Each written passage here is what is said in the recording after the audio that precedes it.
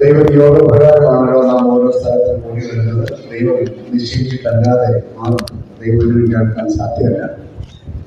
ഞാൻ വന്നപ്പോൾ പോലെ നിങ്ങളെല്ലാം നോക്കിക്കൊണ്ടിരിക്കുക, എല്ലാവരും വളരെ നിരാശയിൽ, സങ്കടത്തിൽ, ഒരു മനുഷ്യന്റെ മുഖത്ത് പോലും ഒരു അല്പം പോലും സന്തോഷമില്ലാതെ ഇങ്ങനെ ഇരിക്കുന്ന ആളുകളെ കാണും.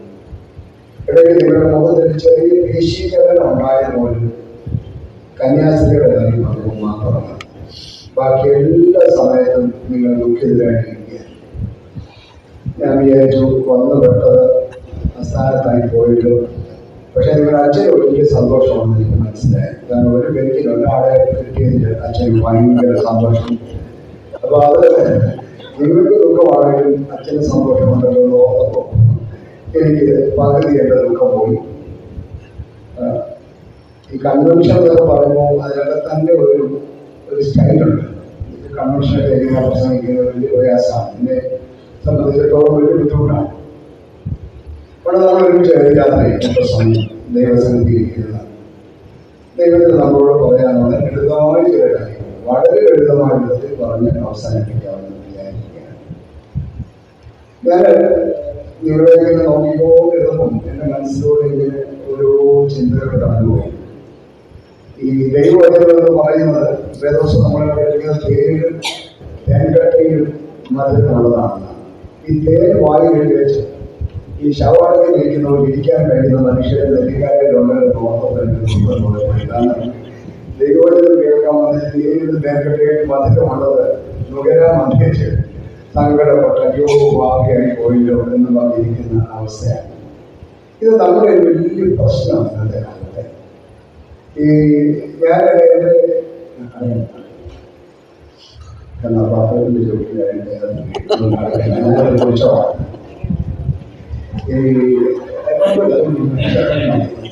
ഞാൻ തെറ്റെടുത്ത് പോകുന്നത് കാണുന്നതാണ്. അവർ വെള്ളം എടുത്തുകൊണ്ട് വന്നിട്ട് അലമാരി ഒരു സോസ് എടുക്കാൻ കൊണ്ടേയുള്ളൂ. ഈ ചൂടുവെള്ളം ഞാൻ എൻ്റെ ഒരു ആഴ്ച കൂടെ ഈ വെള്ളത്തിനകത്ത് അത് വളരെ കുടിക്കാറില്ല. ഈ ഞാൻ എൻ്റെ ഉപരിപഠനമൊക്കെ വിദേശത്താണ്, അമേരിക്കയിലാണ് ഞാൻ പഠിച്ചത്.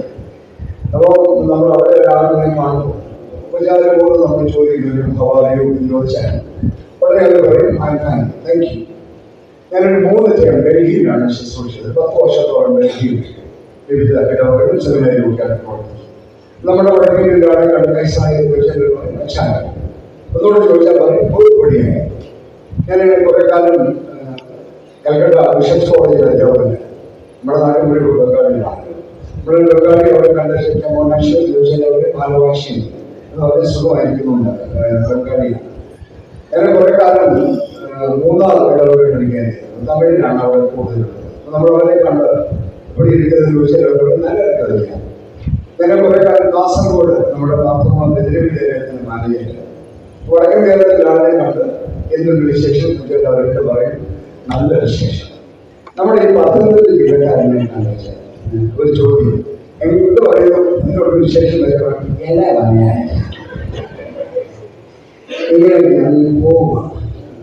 ഭൂമിയിൽ ഏത് മനുഷ്യരോട് എവിടെ വെച്ച് എപ്പോൾ കണ്ട് എന്തൊരു വിശേഷം ചോദിച്ചാൽ അവരെല്ലാം പറയും സുഖമായിരിക്കുന്നു, അല്ലെങ്കിൽ ദൈവം പോയാൽ സുഖമായിരിക്കും. ദൈവം തന്നെ ഇത്രയും അനുഗ്രഹം ചെയ്യും ഒരു ജാതി മാത്രം. എപ്പോ ചോദിച്ചാൽ എന്നാ ഇങ്ങനെയൊക്കെയാണ് പോവുക. അമ്മച്ചിമാരോട് ചോദിച്ചാൽ ഒരു ഗുണവുമില്ല. ഈ പോകാൻ ഒരു ഗുണവും പറയാൻ പോകുന്നും ഇല്ല.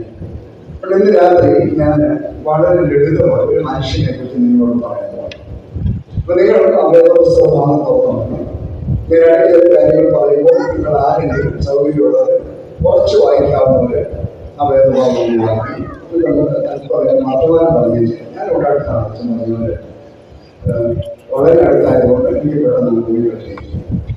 ദാനിയേലിന്റെ പുസ്തകം 6-ാം അധ്യായം 28-ാമത്തെ വാക്യം. ദാനിയേൽ 6:28. എന്നാൽ ദാനിയേലിന്റെ വാഴ്ചയിലും പാർസി രാജാവായ കോരശിന്റെ വാഴ്ചയിലും ശുഭപ്പെടുത്തിയിരുന്നു. ദാനിയേൽ എനിക്ക് മനസ്സിലായി. അതുകൊണ്ടാണ് ഞാനിത് പറഞ്ഞത്. അന്തമാക്കാരൻ്റെ ഏറ്റവും വലിയ ഗുണമാണ് ഒരു വേദഭാഗം പറഞ്ഞാൽ എനിക്ക് 4,000 രൂപ കൂടി ചിന്തിച്ചു വരാം, അപ്പോഴത്തേക്ക് ഇത് കിട്ടുള്ളൂ. അതുകൊണ്ട് ദാനിയേൽ 6:28 നമ്മൾ വായിച്ചത്. ഇനി അവിടെ അടച്ചു വെക്കുന്നത് നമുക്ക് പിന്നെ അവിടെ ആവശ്യമാണ്. എന്നാൽ ദാരിയന്റെ വാഴ്ചയിലും പാർസി രാജാവായ കോരശിന്റെ വാഴ്ചയിലും ശുഭപ്പെട്ടിരുന്നു. Daniel prospered during the reigns of Darius and Cyrus, the king of Persia. ഞങ്ങളുടെ കർത്താവെ അനുഗ്രഹീതമായ സന്ധിക്കാൻ സ്തോത്രം. ഇടവക ദിനത്തോടനുബന്ധിച്ച് അടിയങ്ങൾക്ക് ഒരുമിച്ച് ഈ അനുഗ്രഹിക്കപ്പെട്ട ദേവാലയത്തിൽ കൂടി വരുവാൻ ദൈവത്തിന് സാവകാശം തന്നിട്ടുണ്ട്. തമ്പുരാനെ ഞങ്ങൾ ബലഹീനരാണ്, ക്ഷീണിതരാണ്. ഞങ്ങൾ അങ്ങയുടെ സന്നിധിയിൽ ഇരിക്കുമ്പോൾ നിന്റെ കൃപ തന്ന് ഞങ്ങളെ അനുഗ്രഹിക്കുകയും ഞങ്ങളോട് അങ്ങേക്ക് അരുളി ചെയ്യാനുള്ളത് ബലഹീനനായ അടിയനിലൂടെ നിന്റെ മക്കളോട് അറിയിക്കുകയും ചെയ്യണം. ഞങ്ങൾ ഒരുമിച്ച് ഇന്ന് ദൈവസന്നിധിയിൽ നിന്ന് സന്തോഷത്തോടെ ദൈവവചനം ധ്യാനിച്ച് മടങ്ങി പോകാനുള്ള നിലയാകണം. കർത്താവേ, ഇനി ഞങ്ങളോട് ആരൊക്കെപ്പോൾ എന്നുള്ള വിശേഷം എന്ന് ചോദിച്ചാൽ ദൈവകൃപയാൽ സുഖമായിരിക്കുമെന്ന് പറയുവാനുള്ള വലിയ മാനസാന്തരത്തോടെ ഈ ആലയം വിട്ടു പോകാൻ ഞങ്ങൾ ഇടയാകണം. പ്രാർത്ഥന കേട്ടോ വലിയ സ്തോത്രം. യേശുവിന്റെ ധന്യനാമത്തിൽ അപേക്ഷിക്കും കൃപയോടെ കേൾക്കുന്നു. എന്താണ് ഈ വാക്യത്തിന്റെ പ്രസക്തി? എന്തുകൊണ്ടാണ് ഇതിത്ര വലിയ കാര്യമാണ് എന്ന് പറയാൻ കാരണം? ദാനിയേലിനെ കുറിച്ച് നമ്മൾ വായിച്ച അറിയുന്ന ഭാഗത്തിൽ അറിയുന്നു, രാജാക്കന്മാരെ പലരും മാറി മാറി ഭരിച്ചിട്ടും പല രാജാക്കന്മാരുടെ കാലത്ത് ജീവിച്ചിട്ടും ദാനിയേൽ ശുഭകരമായി സന്തോഷകരമായി ജീവിച്ചു എന്നാണ്. എങ്ങനെയാണ് അയാൾക്ക് ജീവിക്കാൻ കഴിഞ്ഞത് ധ്യാനിക്കുന്നതിന് മുമ്പ് എന്തുകൊണ്ടാണ് അയാളുടെ ജീവിതത്തിൽ ഇത്ര വലിയ പ്രത്യേകത എന്ന് നമ്മൾ ഓർക്കുന്നത് നല്ലതാണ്. ഈ ദാനിയേൽ ആരാണ്? ദാനിയേൽ ഇപ്പോഴത്തെ അവസ്ഥ എന്താണ്? ദാനിയേൽ ഇപ്പോൾ എവിടെയാണ് എന്ന് അറിഞ്ഞു കഴിയുമ്പോഴാണ് ഈ വാക്യത്തിന്റെ പ്രസക്തി നമുക്ക് മനസ്സിലാക്കുന്നത്. ദാനിയേലിന്റെ പുസ്തകം 1-ാം അധ്യായം ആരംഭിക്കുന്നത് മുതൽ നമ്മൾ വായിച്ചു നോക്കുമ്പോൾ ഈ ദാനിയേലിന്റെ ഇപ്പോഴത്തെ അവസ്ഥയുടെ ചരിത്ര വിവരണം നമുക്ക് അവിടെ കാണാവുന്നതാണ്. ദാനിയേലിന്റെ പുസ്തകം 1-ാം അധ്യായം ആരംഭിക്കുന്നത് എങ്ങനെയാണ്?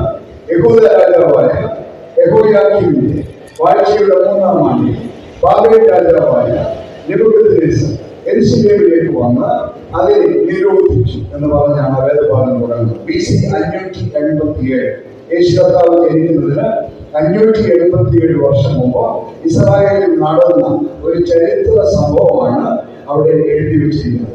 ബാബിലോണിലെ രാജാവായിരുന്ന നെബൂഖദ്നേസർ യെരൂശലേമിൽ വന്ന് യെരൂശലേമിനെ നിരോധിച്ച് യെരൂശലേം പട്ടണം തകർത്ത് തരിപ്പണമാക്കി യെരൂശലേം ദേവാലയം ചുട്ടുകരിച്ച് യെരൂശലേമിന്റെ മതിൽ ഇടിച്ചു നിരത്തി അവിടെ ഉണ്ടായിരുന്ന ആളുകളെ മുഴുവൻ വളരെ സങ്കടത്തിന്റെ അവസ്ഥയിലെത്തിക്കുകയാണ്. അവിടെ എഴുതിയിരിക്കുന്ന അടുത്ത വാചകമാണ്, യെഹോയാക്കീമിനെയും യഹോവയുടെ ആലയത്തിലെ പാത്രങ്ങളിൽ ചിലതിനെയും അവനെ ഏൽപ്പിച്ചു. അവനവരെ തന്റെ ദേശത്ത് തന്റെ ദേവന്റെ ഭണ്ഡാരഗ്രഹത്തിൽ ശിലാദേശത്ത് തന്റെ ദേവന്റെ ഭണ്ഡാരഗ്രഹത്തിൽ കൊണ്ടുപോയി വെച്ചു. അതിനുശേഷം അവൻ തന്റെ ഷണ്ഡന്മാരിൽ ഒരുവനായ അശ്വരാസിനെ വിളിച്ചിട്ട് അവനോട് പറയുക, നീ യെരൂശലേമിൽ ചെന്ന് കണ്ടാൽ കൊള്ളാവുന്ന ചെറുപ്പക്കാരെ പോയി വിളിച്ചുകൊണ്ടുവരാൻ. അവിടെ അതിന്റെ യോഗ്യതകൾ എഴുതിയിട്ടുണ്ട്. രാജസന്തതിപ്പെട്ടവരായിരിക്കണം, കുലീനന്മാരായിരിക്കണം, വിദ്യാപരിജ്ഞാനികളായിരിക്കണം, സകല ജ്ഞാനത്തിൽ നിപുണന്മാരായിരിക്കണം, രാജധാനിയെ പരിചരിക്കാൻ യോഗ്യതയുള്ളവരായിരിക്കണം. ഇങ്ങനെയുള്ള ചെറുപ്പക്കാരെ മുഴുവൻ പിടിച്ചുകൊണ്ടുവരണം.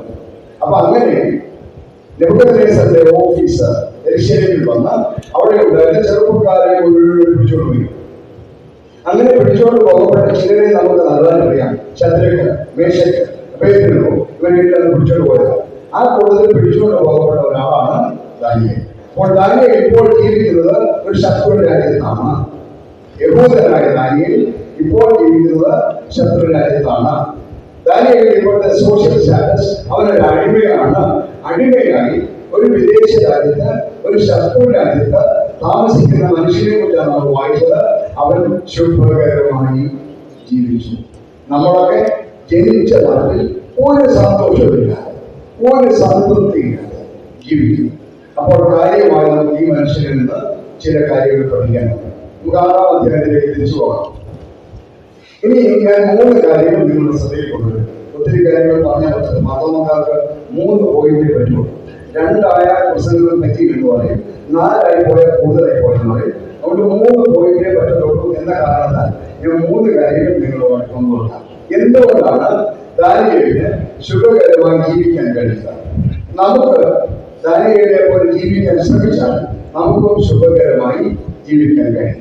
ഒന്നാമത്തെ കാര്യം, 6-ാം അധ്യായം 1-2 വാക്യങ്ങൾ. രാജ്യമൊക്കെ ഭരിക്കേണ്ടതിന് രാജ്യത്തിന്മേൽ 120 പ്രധാന ദേശാധിപതിമാരെയും അവരുടെ മേൽ കർത്തൃത്വം നടത്തുന്നതിന് 3 അധ്യക്ഷന്മാരെയും നിയമിക്കുവാൻ ദാരിയാവേശിന് ഇഷ്ടം തോന്നി. ദാരിയാവേശ് രാജാവ് തന്റെ രാജ്യത്തെ ഭരണ സൗകര്യാർത്ഥം 120 പ്രോവിൻസുകളായിട്ട് തിരിച്ചു. ഈ 120 പ്രോവിൻസുകൾ ഭരിക്കാൻ അന്നാട്ടുകാരായി 120 ഓഫീസർമാരെ നിയമിച്ചു. ഈ 120 ഓഫീസർമാരെ സൂപ്പർവൈസ് ചെയ്യാനായി 3 പേരെ നിയമിച്ചു. വായിച്ചു. എന്തിനാണ് ഈ 3 സൂപ്പർവൈസേഴ്സിനെ നിയമിച്ചതെന്നാണ് വേദപുസ്തകക്കാരൻ പറയുന്നത്. രാജാവിന് നഷ്ടം വരാതിരിക്കേണ്ടത്. അതായത് ഈ 120 ഓഫീസർമാര് രാജാവിന്റെ അടിച്ചുമാറ്റുന്നുണ്ടോ എന്നറിയാൻ പരിശോധിക്കാനാണ് 3 അധ്യക്ഷന്മാരെ നിയമിച്ചത്. രാജാവിന് നഷ്ടം വരാതിരിക്കേണ്ടതിന് പ്രധാന ദേശാധിപതിമാർ ഇവർക്ക് കണക്ക് ബോധിപ്പിക്കണമായിരുന്നു. എന്നാൽ ദാനിയേൽ ഉത്കൃഷ്ടമാനസനായിരുന്നത് കൊണ്ട് അവൻ അധ്യക്ഷന്മാരിലും പ്രധാന ദേശാധിപതിമാരിലും വിശിഷ്ടരായി വിളങ്ങി. ശ്രദ്ധിച്ചു കേൾക്കണം. ദാനിയേൽ എവിടെ ജീവിക്കുന്നത്? ശത്രു രാജ്യത്താണ്. ദാനിയേലിന്റെ ഇപ്പോഴത്തെ അവസ്ഥ എന്താണ്? അവൻ അടിമയാണ്. ആ രാജ്യത്ത് രാജാവ് കഴിഞ്ഞാൽ 123 ഓഫീസർമാർ, 120 പേര് സാധാ സിവിൽ ഓഫീസേഴ്സ്. അവരെ സൂപ്പർവൈസ് ചെയ്യാനായിട്ട് 3 ഓഫീസർമാർ. ആ 3 ഓഫീസർമാരിൽ ഒരാളായിരുന്നു ദാനിയേൽ. അതെങ്ങനെയാണ് സാധിക്കുക? അത്ഭുതമായിരിക്കും അല്ലെ? വായിക്കാം.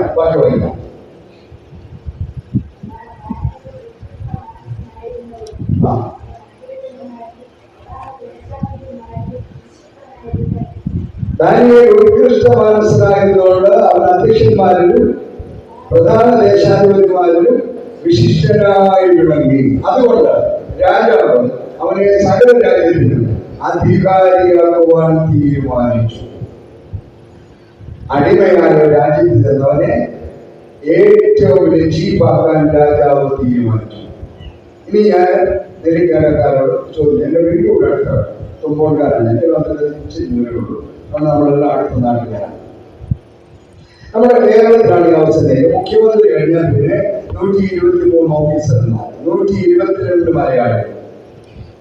ഈ 123ാമത്തെ ചീഫാക്കാൻ വെച്ച ആളെ, വടക്കേ ഇന്ത്യക്കാരനൊരാളെ എടുത്തു വെച്ചാൽ മലയാളികളിൽ മലയാളിക്ക് ചെയ്യാനറിയാവുന്ന ഏറ്റവും നല്ല പണി പാലവെക്കുക എന്നുള്ളത്. അപ്പൊ ഈ 122 പേര് ചേർന്ന് എന്തോ ചെയ്യും? അവരുടെ പാലവെപ്പ്. അപ്പൊ ഈ പാലവെപ്പ് കണ്ടുപിടിച്ചത് മലയാളിയല്ല, ബാബിലോണിൽ തന്നെ കാണാം. നോക്കിക്കോ, ബാക്കി വായിച്ചു. ആർക്കൊക്കെ വായിക്കല്ലോ.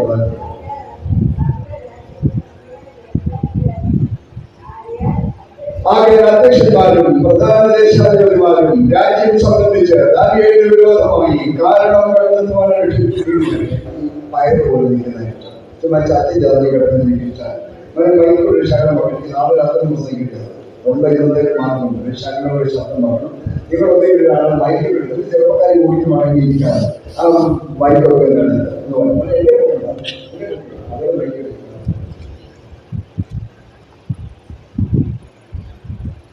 അതുകൊണ്ട് ഈ 122 പേരും ചേർന്ന് ദാനിയേലിന് വിരോധമായി എന്തെങ്കിലും കാരണം കണ്ടുപിടിക്കുവാൻ അന്വേഷിച്ചു.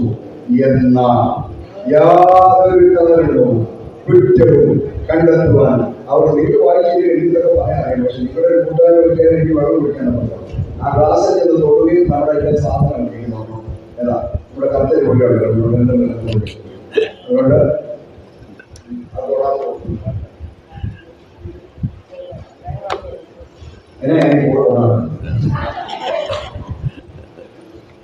അപ്പൊ യാതൊരു കാരണവും കുറ്റത്തും കണ്ടെത്താൻ അവർക്ക് കഴിഞ്ഞില്ല. അടുത്ത മാതിരി ഒരു അനുഭവം കൂടെ ഉണ്ട്. അവൻ വിശ്വസ്തനായിരുന്നത് കൊണ്ട് ഒരു തെറ്റും കുറ്റവും അവനിൽ കണ്ടെത്തിയില്ല. എന്തുകൊണ്ട്? ദാനിയേൽ ശുഭകരമായി ജീവിച്ചു. ഒന്നാമത്തെ കാരണം അവൻ വിശ്വസ്തനായിരുന്നു. Daniel was so faithful and honest. ഞാനൊരു ചോദ്യം ചോദിക്കട്ടെ, വിശ്വസ്തത എന്ന ഒരു വാക്ക് ഈ അടുത്ത കാലത്താണ് കേട്ടിട്ടുണ്ടോ? ഇന്ന് രാത്രി കിടന്നുറങ്ങുന്നതിന് മുമ്പ് കോൺഗ്രസ്സുകാരായിരുന്നവർ നാളെ രാവിലെ മാർക്സിസ്റ്റുകാരാണ്. ഇന്ന് രാത്രി കിടന്നുറങ്ങുന്നതിന് മുമ്പ് BJP-ക്കാരായിരുന്നവൻ നാളെ രാവിലെ കോൺഗ്രസ്സുകാരാണ്. ഇന്നലെ രാവിലെ ആഖിൽ വെക്കാൻ വന്നവൻ പിറ്റേന്ന് രാവിലെ എന്താ പറയും, കുറുവാക്കളനായി. വിശ്വസ്തത എന്ന വാക്ക് കേട്ടിട്ടുണ്ടോ? യേശുക്കർത്താവ് ജനിക്കുന്നതിന് 1000 വർഷം മുമ്പ് ഇസ്രായേലിൽ ജീവിച്ചിരുന്ന മഹാകവിയാണ് ദാവീദ്. ദാവീദ് എഴുതിയ 78 പാട്ടുകൾ നമ്മുടെ വേദപുസ്തകത്തിലുണ്ട്. സങ്കീർത്തന പുസ്തകത്തിൽ 78 മനോഹരങ്ങളായ പാട്ടുകൾ. അതിൽ ദാവീദ് എഴുതിയ അതിമനോഹരമായ പാട്ടാണ് 12-ാം സങ്കീർത്തനം. 12-ാം സങ്കീർത്തനം തുടങ്ങുകയാണ്, യഹോവയെ രക്ഷിക്കണമേ, ഭക്തന്മാർ ഇല്ലാതെ പോകുന്നു, വിശ്വസ്തന്മാർ മനുഷ്യപുത്രന്മാരുടെ ഇടയിൽ കുറഞ്ഞിരിക്കുന്നു. യേശുക്കർത്താവ് ജനിക്കുന്നതിന് 1000 വർഷം മുമ്പ് ഇസ്രായേൽ സമൂഹത്തിന്റെ പച്ചയായ ചിത്രമാണ് വരച്ചു കാണിയിരിക്കുന്നത്. ഭക്തന്മാർ ഇല്ലാതെ പോകുന്നു. ഭക്തൻ എന്ന വാക്കിന് ദാവീദ് നൽകിയ വിശദീകരണമാണ് വിശ്വസ്തന്മാർ മനുഷ്യപുത്രന്മാരുടെ ഇടയിൽ കുറഞ്ഞിരിക്കുന്നു. കരഞ്ഞ് നിലവിളിച്ച് പ്രാർത്ഥിക്കാം. 200 വർഷം കഴിഞ്ഞ് ഇസ്രായേലിൽ ജീവിച്ചിരുന്ന അനുഗ്രഹീതനായ പ്രവാചകനാണ് മീഖ പ്രവാചകൻ. മീഖയുടെ പുസ്തകം 7-ാം അധ്യായം 2-ാം വാക്യം ഇങ്ങനെയാണ് പറയുന്നത്, ഭക്തിമാൻ ഭൂമിയിൽ നിന്ന് നശിച്ചു പോയിരിക്കുന്നു. അടുത്ത വാചകം, നേരുള്ളവൻ മനുഷ്യരുടെ ഇടയിൽ ആരില്ല. 200 വർഷം കഴിഞ്ഞിട്ടും യാതൊരു മാറ്റമില്ല അവസ്ഥയ്ക്ക്. ഭക്തിമാൻ ഭൂമിയിൽ നിന്ന് നശിച്ചു പോയിരിക്കുന്നു, നേരുള്ളവൻ മനുഷ്യരുടെ ഇടയിൽ ആരില്ല. 100 വർഷം കൂടെ കഴിഞ്ഞ് ജീവിച്ചിരുന്ന ആളാണ് യിരെമ്യാ പ്രവാചകൻ. യിരെമ്യാവിന്റെ പുസ്തകം 5-ാം അധ്യായം 1-ാം വാക്യം, ന്യായം പ്രവർത്തിക്കുകയും വിശ്വസ്തത കാണിക്കുകയും ചെയ്യുന്നവരോ യെരൂശലേമിന്റെ തെരുവീഥികളിൽ അന്വേഷിച്ചു നോക്കുകയും ഒരുത്തനെ കണ്ടെത്തിയാൽ, ഒറ്റ ഒരുത്തനെ കണ്ടെത്തിയാൽ ഞാൻ ആ ദേശത്തോട് ക്ഷമിക്കുന്നത്. അവന്റെ അർത്ഥം ഒരൊറ്റ ഒരുത്തൻ പോലും ഇല്ലായിരുന്നു. യിരെമ്യാവ് 5:3, യഹോവേ നിന്റെ കണ്ണ് വിശ്വസ്തതയല്ലയോ നോക്കുന്നത്? ദൈവം നോക്കുന്നതിന്റെ വണ്ണമോ, നീ വന്ന കാറോ, നീ എടുത്ത സാരിയോ, നിന്റെ ബാങ്ക് ബാലൻസോ അല്ല, നീ വിശ്വസ്തനാണോ എന്ന് മാത്രം നോക്കുന്നവർ ദൈവം തമ്പുരാന്റെ മുമ്പിൽ. വിശ്വസ്തത എന്ന വാക്ക് തൊട്ടുകൂടാത്ത വർഗത്തിന്റെ നടുവിൽ എന്നാണ് വിശേഷം? ഇങ്ങനെ പോവുകയുള്ളൂ. കാരണം വിശ്വസ്തത കാണാനില്ല. എനിക്ക് ഒരു സങ്കീർത്തനം എഴുതിയാൽ കൊള്ളാൻ ആഗ്രഹമുണ്ട്. ഈ 2-3 വർഷം കൊണ്ട് ഈ ശുശ്രൂഷ അത് കഴിഞ്ഞ് എഴുതാമെന്ന് ഇരിക്കുക. അതിന് പല പലരും തരപ്പെടും. എഴുതിയാൽ തന്നെ ഞാൻ ആദ്യത്തെ വാരി എഴുതി തുടങ്ങി വെച്ചിട്ടുണ്ട്. രക്ഷിക്കണമേ, ഭക്തന്മാരെ മുക്കിയിട്ട് നടക്കാൻ പോയില്ല. പക്ഷെ വിശ്വസ്തയോടെ ഒരെണ്ണത്തിനേക്കാളുണ്ട് കരിങ്കള്ളന്മാർ. ഈ കുടുംബ സംഘത്തിനോട് കള്ളന്മാർ, പുസ്തകം കൊണ്ട് നടക്കുന്ന പേരിക്കള്ളന്മാർ. അവനെ കൂടി ദേശം മുടിയുകയാണ്. ഇത്രയും ഭക്തന്മാരുണ്ടായ കാലം, കള്ളഭക്തന്മാരുടെ പുറകെ പാഞ്ഞു നടക്കുന്ന കാലം, ദൈവകൃപ തൊട്ടുതേക്കില്ലാത്തവൻ, ദൈവഭക്തി എന്താണെന്ന് തിരിച്ചറിയാൻ വയ്യാത്തവൻ, നാണമില്ലാതെ നടക്കുന്ന ലോകത്ത് ദാനിയേൽ വെല്ലുവിളിയാണ്. അവൻ ഔദ്യോഗിക രംഗത്ത് വിശ്വസ്തനായിരുന്നു. പ്രിയപ്പെട്ടവരെ, വീട്ടിൽ ചെന്നിരുന്നിട്ട് സൗകര്യം കിട്ടുമ്പോൾ 1 മാസത്തെ പത്രം എടുത്ത് വായിച്ചു നോക്കിയാൽ ആ 1 മാസത്തെ പത്രത്തിനകത്ത് ഒരു 50 വാർത്തയെങ്കിലും കാണും. കൈക്കൂലി വാങ്ങിച്ചതിനോ കള്ളത്തരം കാണിച്ചതിനോ അറസ്റ്റിലായവരുടെ കഥകൾ, അഴിമതി കഥകൾ കാണും. അത് ശരിക്കും വായിച്ചാൽ ഒരു 50 ന്യൂസ് വായിച്ചാൽ 45 ക്രിസ്ത്യാനിയുടെ പേരായിരിക്കും. യാതൊരു സംശയമില്ല. എന്താ കാരണം? കട്ടുപിടിക്കുകയാണ്. അതുകൊണ്ട് ആ ഭാഗങ്ങളിൽ എഴുതിയിരിക്കുന്നത്, രാജാവിന് നഷ്ടം വരാതിരിക്കേണ്ടതിന് വിശ്വസ്തതയില്ലാത്ത ലോകത്താണ് ജീവിക്കുന്നത്. മലയാളി എന്ന് പറയുന്ന വർഗത്തെ കുറിച്ച് ഭൂമിയിലുള്ള ഏറ്റവും വലിയ പരാതി തന്നെയാണ്. ഇതുപോലെ അഴിമതി കാണിക്കുന്ന ഒരു വർഗം. ഞാൻ അതുകൊണ്ട് നമ്മുടെ രാജ്യത്തിന്റെ അഴിമതിയെ കുറിച്ച് കഥ പറഞ്ഞു. അത് എന്റെ ഇന്നത്തെ പിള്ളേരുടെ ഭാഷ പറഞ്ഞാൽ ലോക വൈറലാണ് സാധനം. ലക്ഷക്കണക്കിന് ആളുകൾ കണ്ട് സോഷ്യൽ മീഡിയയിലൊക്കെ രാഷ്ട്രീയക്കാരെ വരെ കണ്ട് എനിക്ക് അഭിനന്ദനങ്ങൾ പറഞ്ഞ ഒരു കഥയാണ്. ആ കഥ ഇങ്ങനെയാണ്. നമ്മുടെ നാട്ടിൽ എന്തെങ്കിലും കാര്യം നടക്കണമെങ്കിൽ, അതായത് നമ്മുടെ ഈ കോഴഞ്ചേരി പത്രത്തിൽ റോഡ് ജാഥ എഴുതി പോയി അത് പഠിക്കാനായിട്ട് മന്ത്രിക്ക് വേണ്ടി പോകും. അങ്ങനെയാണല്ലോ നമ്മുടെ ആളിന്റെ അവസ്ഥ. അവൻ പോയി പഠിക്കാത്ത റോഡിൽ ചാർജ് ചെയ്യാൻ ഒക്കത്തില്ല. അങ്ങനെ നമ്മുടെ നാട്ടിൽ ഒരു മന്ത്രി ഇംഗ്ലണ്ടിൽ അവിടെ ചെന്നപ്പോ ഇംഗ്ലണ്ടിന്റെ മന്ത്രിയുടെ വീട്ടിലായിരുന്നു താമസം ക്രമീകരിച്ചത്. അവിടെ ചെന്ന് വീടൊക്കെ കണ്ട് ഈ നാട്ടിൽ നിന്ന് പോയി മന്ത്രിക്ക് ഭയങ്കരമായിട്ടാണ് ഇഷ്ടപ്പെട്ടു. എന്നിട്ട് രാത്രി ഡിന്നറൊക്കെ കഴിഞ്ഞ് ടെറസിന്റെ മുകളിൽ കയറി കൊച്ചു വർത്താനം പറയാൻ പറഞ്ഞ ഈ നാട്ടിൽ നിന്ന് പോയി മന്ത്രി ഇംഗ്ലണ്ടിലെ മന്ത്രിയോട് ചോദിച്ചു, എന്നെ ഈ ബംഗ്ലാവ്. ഉടനെ ഇംഗ്ലണ്ടിലെ മന്ത്രി പറഞ്ഞു, അങ്ങ് അകലെ ഒരു നദി കണ്ടോ? കണ്ടു. ആ നദിക്ക് പുറകെ ഒരു പാലം കണ്ടോ? കണ്ടു. ആ പാലത്തിന്റെ 10% ഈ ബംഗ്ലാവ് എന്ന് പറഞ്ഞു. അപ്പൊ നാട്ടിൽ നിന്ന് പോയ മന്ത്രിക്ക് ഭയങ്കരമായി ഇഷ്ടപ്പെട്ടു. വളരെ സന്തോഷത്തോടെ അതിനെ വിളിച്ചു പോകുന്നു. ഒരു 10 വർഷം കഴിയുമ്പോ ഈ ഇംഗ്ലണ്ടിലെ മന്ത്രി കേരളം കാണാം. കേരളം കാണുമ്പോൾ തന്റെ വീട്ടിൽ വന്ന് താമസിച്ചവരുടെ വീട്ടിൽ പോയി താമസിച്ചവരെന്ന് വിചാരിച്ച് അദ്ദേഹത്തിന്റെ വീട്ടിൽ പോയി ചെന്ന് വീട് കണ്ടപ്പോൾ ഇംഗ്ലണ്ടിൽ നിന്ന് വന്ന മന്ത്രിക്ക് മോഹാലസ്യം വന്നു. കാരണം എലിസബത്ത് രാജ്ഞിയുടെ ബക്കിംഗ്ഹാം പാലസിനേക്കാൾ ഒരു പട്ടുകൂറ്റൻ ബംഗ്ലാവ്. രാത്രി ടെറസിന്റെ മുകളിൽ കയറി ഇംഗ്ലണ്ടിൽ നിന്ന് വന്ന മന്ത്രി ചോദിച്ചു, ഉടനെ കേരളത്തിലെ മന്ത്രി പറഞ്ഞു, അങ്ങ് അകലെ ഒരു നദി കണ്ടോ? കണ്ടു. അതിന് മുകളിൽ ഒരു പാലം കണ്ടോ? ഇല്ല. അവിടെ ഉണ്ടാകേണ്ടിയിരുന്ന പാലമാണ് ഈ ബംഗ്ലാവ് എന്ന് പറഞ്ഞു. ലോകത്തിൽ എവിടെ ചെന്നാലും അഴിമതിയുണ്ട്. 5%, 10% എല്ലാം ഓർത്തിരിക്കും. ഇന്ന് അതായത് തന്നെ കണ്ടില്ലേ, താഴെ കണക്കോട് അറിയാൻ പറ്റും. കൈക്കൂലി കൊടുത്തില്ല, വായിക്കാൻ പോലും കൊടുത്തില്ല. അതുപോലത്തെ കാര്യമാണ്. കട്ടുമുടിക്കുകയാണ്. അതിൽ കൂടെ ചെയ്താൽ നമ്മുടെ മേരി ഭാരത് മഹാൻ പ്രധാനമന്ത്രി കൂടുതൽ സപ്പോർട്ട് ചെയ്തുകൊണ്ടിരിക്കുകയാണ്. നാണമില്ലാത്ത വർഗം, നശിച്ച വർഗം. ഈ വിശ്വസ്തത എന്ന് പറയുന്നത് തൊട്ടുതിരിച്ചിട്ടില്ലാത്ത വർഗം. അവിടെ നടക്കുമ്പോൾ അവിടെ ഉണ്ടാവേണ്ടിയിരുന്ന പാലം കൊണ്ടാണ് ഞാൻ ഈ ബംഗ്ലാവ് ഉണ്ടാക്കിയിരിക്കുന്നത്. ഒറ്റ ചോദ്യം നെല്ലിക്കാരൻ ചോദിച്ചിട്ട് മുന്നോട്ട് നീങ്ങുകയാണ്. ഔദ്യോഗിക രംഗത്ത് വിദേശത്ത് നാട്ടിൽ ജോലി ചെയ്ത ആളുകൾ ഉണ്ടാവുമല്ലോ, ആത്മാർത്ഥതയോടെ ഹൃദയത്തെ കൈവച്ചോട് പറയാമോ, ഞാൻ വിശ്വസ്തനായിരുന്നു എന്ന്. അതിന് ഈ കോഴ്സിനൊക്കെ ഓർമ്മിച്ചു. ആഗമനകാലത്ത് അഡ്വൻസ് സീസണെ കുറിച്ച് കഴിഞ്ഞ ഞായറാഴ്ച ആരംഭിച്ചത്. കഴിഞ്ഞ ഞായറാഴ്ച സ്വർഗത്തിലെ ദൂതൻ സെക്രട്ടറിയാണെന്ന് പറയുന്ന പുരോഹിതന്റെ അടുത്ത് പറയുകയാണ്, സ്വർഗത്തിലേക്ക് ദൈവത്തിന് വരാൻ ഒരു വഴിവെട്ടുകാരനെ ആവശ്യമുണ്ട്. ഞാനൊരു വഴിവെട്ടാൻ ആളെ അയക്കാൻ പോകണം. ആ ആളെ അയക്കാൻ എനിക്ക് ഗർഭപാത്രം ആവശ്യമുണ്ട്. ആ ഗർഭപാത്രം പടുവൃത്തിയാണ്, നിന്റെ ഭാര്യയുടേതാണ്. എന്തുകൊണ്ടാണ് ദൈവം ആ പടുവൃത്തിയെ തിരഞ്ഞെടുത്തത്? കഴിഞ്ഞ ഞായറാഴ്ച വായിച്ചു കേട്ടുകയാണ് അല്ലേ? ഓർക്കുന്നുണ്ടോ? അവർ ഇരുവരും ദൈവസന്നിധി നീതിയുള്ളവരും കർത്താവിന്റെ സകല കൽപ്പനകളിലും ന്യായങ്ങളിലും കുറ്റമില്ലാത്തവരുമായിരുന്നു. അവർ നീതിയുള്ളവരും കുറ്റമില്ലാത്തവരുമായിരുന്ന ഒറ്റ കാരണം കൊണ്ടാണ് യോഹന്നാനെ ആ വീട്ടിൽ ദൈവം നമ്മളെ അയച്ചത്. നമ്മൾ നീതിയുള്ളവരാണോ? ദൈനംദിന ഇടപാടുകളിൽ വിശ്വസ്തതയുണ്ടോ? കർത്താവ് ഒരു വിദേശത്ത് പോകുമ്പോൾ ദാസന്മാരെ വിളിച്ച് ഒരുവൻ 5 താലന്ത്, ഒരുവൻ 2 താലന്ത്, ഒരുവൻ 1 താലന്ത് കൊടുത്തു. കുറെ കാലം യജമാനൻ തിരിച്ചു വന്നു.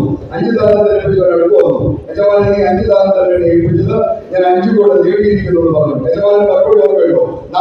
നല്ലവനും വിശ്വസ്തനുമായ ദാസനെ, നീ അല്പത്തിൽ വിശ്വസ്തനായിരുന്നു, അതുകൊണ്ട് ഞാൻ നിന്നെ അധികത്തിൽ വിചാരണമാക്കുന്നു. 2 താലന്ത് ലഭിച്ചവർ അടുത്ത് വന്നു. യജമാനെ നീ 2 താലന്ത് ഏൽപ്പിച്ച 2 കൂടെ നേടിയിരിക്കുന്നു എന്ന് പറഞ്ഞു. ഇതിന്റെ യജമാന മറുപടി, നല്ലവനും വിശ്വസ്തനുമായ ദാസനെ. ഭാര്യമാവർത്തിക്കാണ്. 1 താലന്ത് ലഭിച്ചവരടുത്ത് വന്നു. 1 താലന്ത് ലഭിച്ചവരടുത്ത് വന്ന് യജമാനന്റെ മുഖത്തേക്ക് ഒരു ഡയലോഗാണ്, നീ വിധിക്കാത്തടത്ത് കൊയ്യുകയും വിതറാത്തടത്ത് ശേഖരിക്കുകയും ചെയ്യുന്ന കഠിന മനുഷ്യന്റെ താല്പര്യം നിന്റെ പോയി കുഴിച്ചിട്ടു. 1 താലന്ത് ഫ്രീയായിട്ട് തന്നവരുടെ മുഖത്ത് നോക്കി പറയാണ്, നീ കഠിന മനുഷ്യനാണ്. അവനെ യജമാനെ വിളിച്ച വിളി എന്താണ്? ദുഷ്ടനും മടിയനുമായ ദാസൻ. ഈ രാത്രി കർത്താവ് മഹത്വ പ്രത്യക്ഷതയോടെ നെല്ലിക്കാല ദേവാലയത്തിൽ വന്നിറങ്ങിയാൽ നമ്മുടെ മുഖത്ത് നോക്കി എന്തോ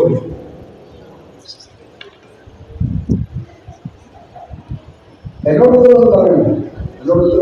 മനസ്സിലാലോചിച്ചാണ് അച്ഛൻ പറഞ്ഞ ദൈവവചനം കേൾക്കുമ്പോൾ നമ്മുടെ അടുത്തിരുന്നാണ് ഞാൻ ഇന്ന് അവരിട്ട് എന്ന് പറഞ്ഞ് പോകരുത്. നിന്റെ ഉള്ളിലേക്ക് നോക്കണം. നീ വിശ്വസ്തനാണോ? വിശ്വസ്തയാണോ? ദൈനംദിന ജീവിതത്തിൽ വിശ്വസ്തതയുണ്ടോ?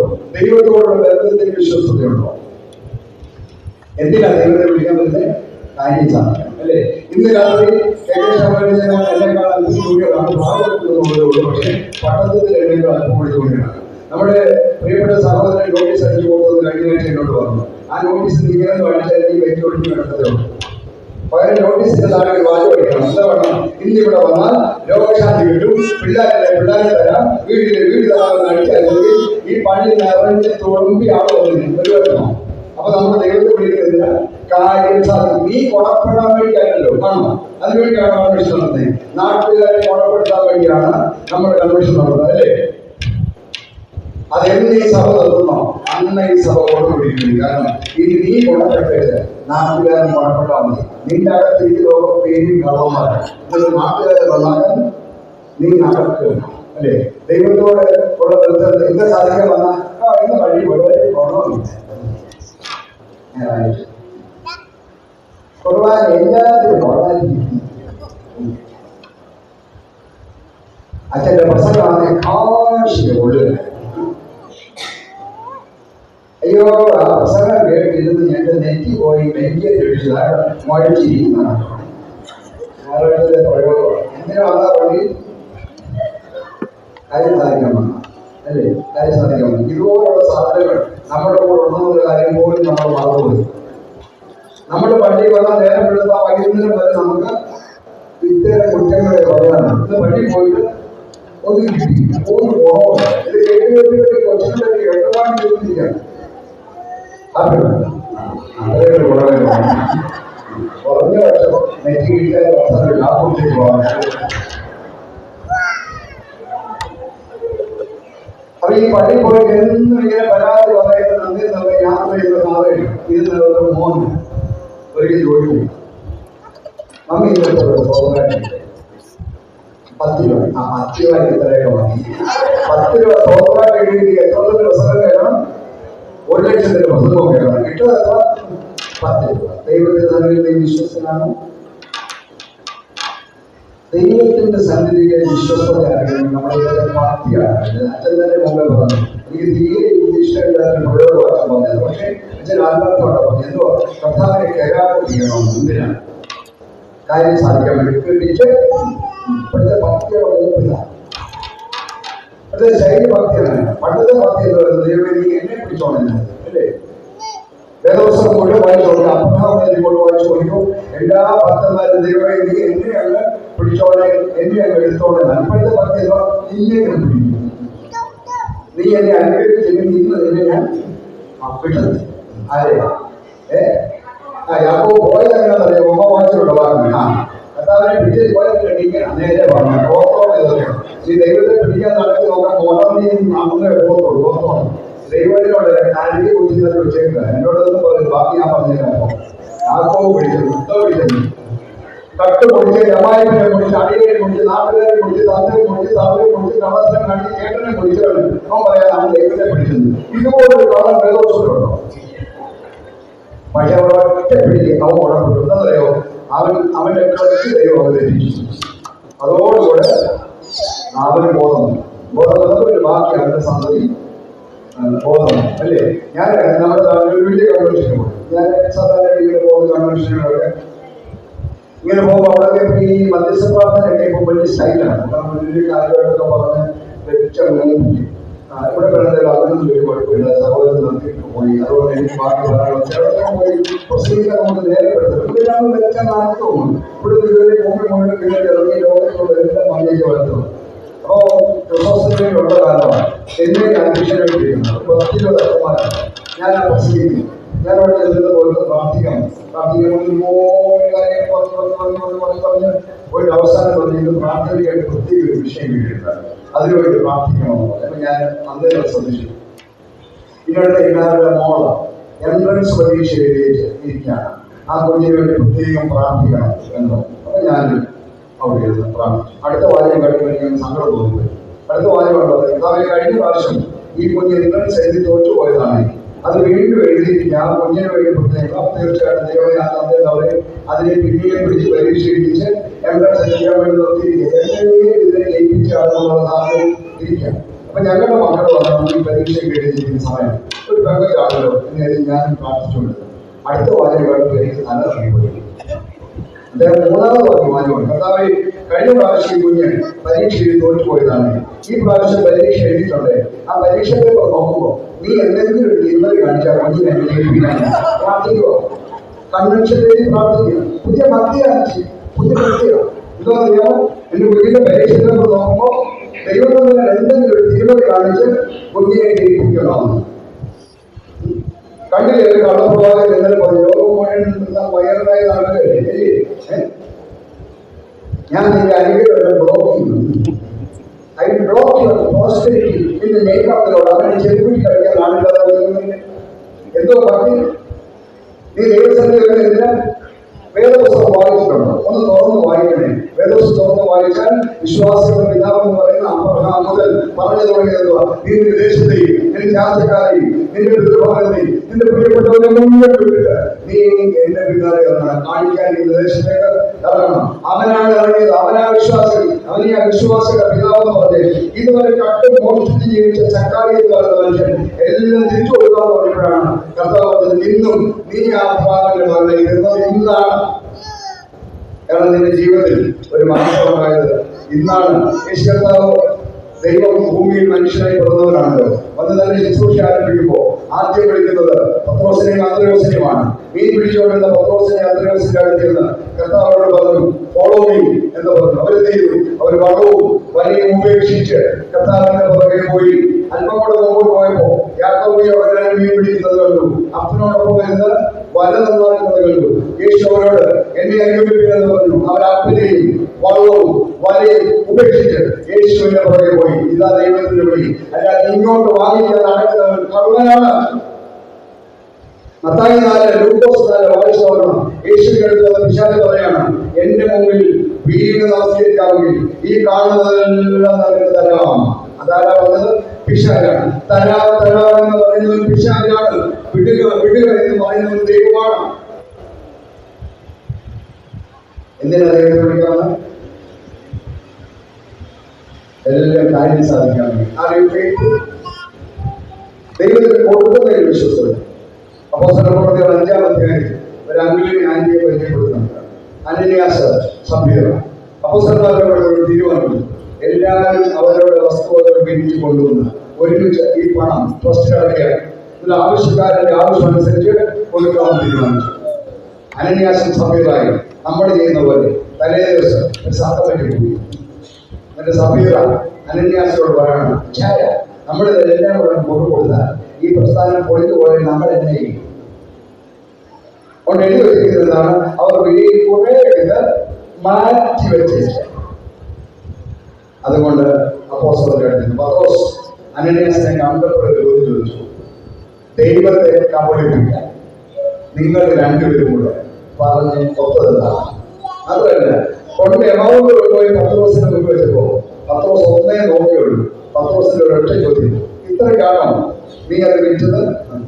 പിന്നെ പത്രോസിന്റെ ഡയലോഗ്, നമ്മളെ ഞങ്ങൾ മുഴുവൻ ഭയങ്കര വിശ്വസന്മാരാണ്, എല്ലാം അതുപോലെ കൊണ്ടുവന്നിട്ടുണ്ട്. പിന്നെ പത്രോസ് പറഞ്ഞു, എല്ലാ കള്ളവും ക്ഷമിക്കും, പക്ഷെ പരിശുദ്ധാത്മാവിനെതിരെയുള്ള കള്ളം ക്ഷമിക്കും. പറഞ്ഞു തീർന്നില്ല പടവൊന്നും സ്വാമി കേട്ടു. അനന്യാസ് വീട് വഴിയായി. ആരോടെ കഴിഞ്ഞ യുദ്ധകാരൻ വന്നു പൊക്കിയെടുത്തോണ്ട് പോയി പോയി. അവന് വലിച്ചെടുത്തോണ്ട് പോയപ്പോ ഭാര്യ വരുന്നുണ്ട്. എന്താ പറയുക? സഭീർ. സഭീർ ഷിഫോൺ സാരി കൊടുത്ത് മുടിയൊക്കെ ബോബ് ചെയ്ത് വേദോസത്തിന്റെ സിപ്പൊക്കെ വന്ന് മുടി പോകാതിരിക്കാൻ വിളിച്ചു കൊടുക്കി ഇതുകൊണ്ട് കയറി വന്നിരിക്കുകയാണ്. വളരെ പത്രോസ് ചോദിച്ചു, സഭീരെ നിങ്ങൾ ദൈവത്തെ കബളിപ്പിക്കാൻ പറഞ്ഞു അച്ചായൻ ഇതുകൊണ്ട് തന്നിട്ടായിരുന്നു എന്ന്. പത്രോസ് പറഞ്ഞു, നിന്റെ അച്ചായൻ നുണ പറഞ്ഞ് വീട് തുറന്നിട്ട് അധികം നേരമായിട്ട് അവനെ എടുത്തുകൊണ്ട് പോയവരുടെ കാലം ഈ വാതിന്റെ വഴി പറഞ്ഞു തീർന്നില്ല. സമീപനം വീണ് അവിടെ എടുത്തോണ്ട് പോയി. ഞാനൊരു ചോദ്യം ഇന്നലെ അവരെ എടുത്ത് അനുസരിച്ചു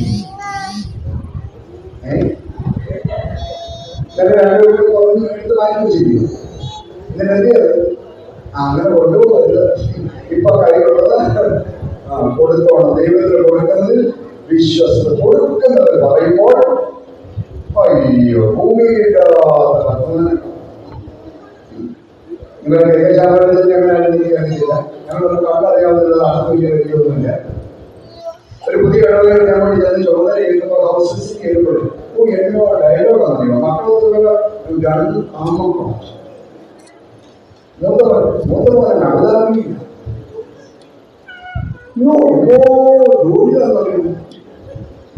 അവൻ അനങ്ങിയില്ലെങ്കിൽ ക്ഷീണിക്കുമ്പോൾ ക്ഷീണിക്കാവുന്നുണ്ട്. അതുപോലെ പ്രപ്പോസില്ല.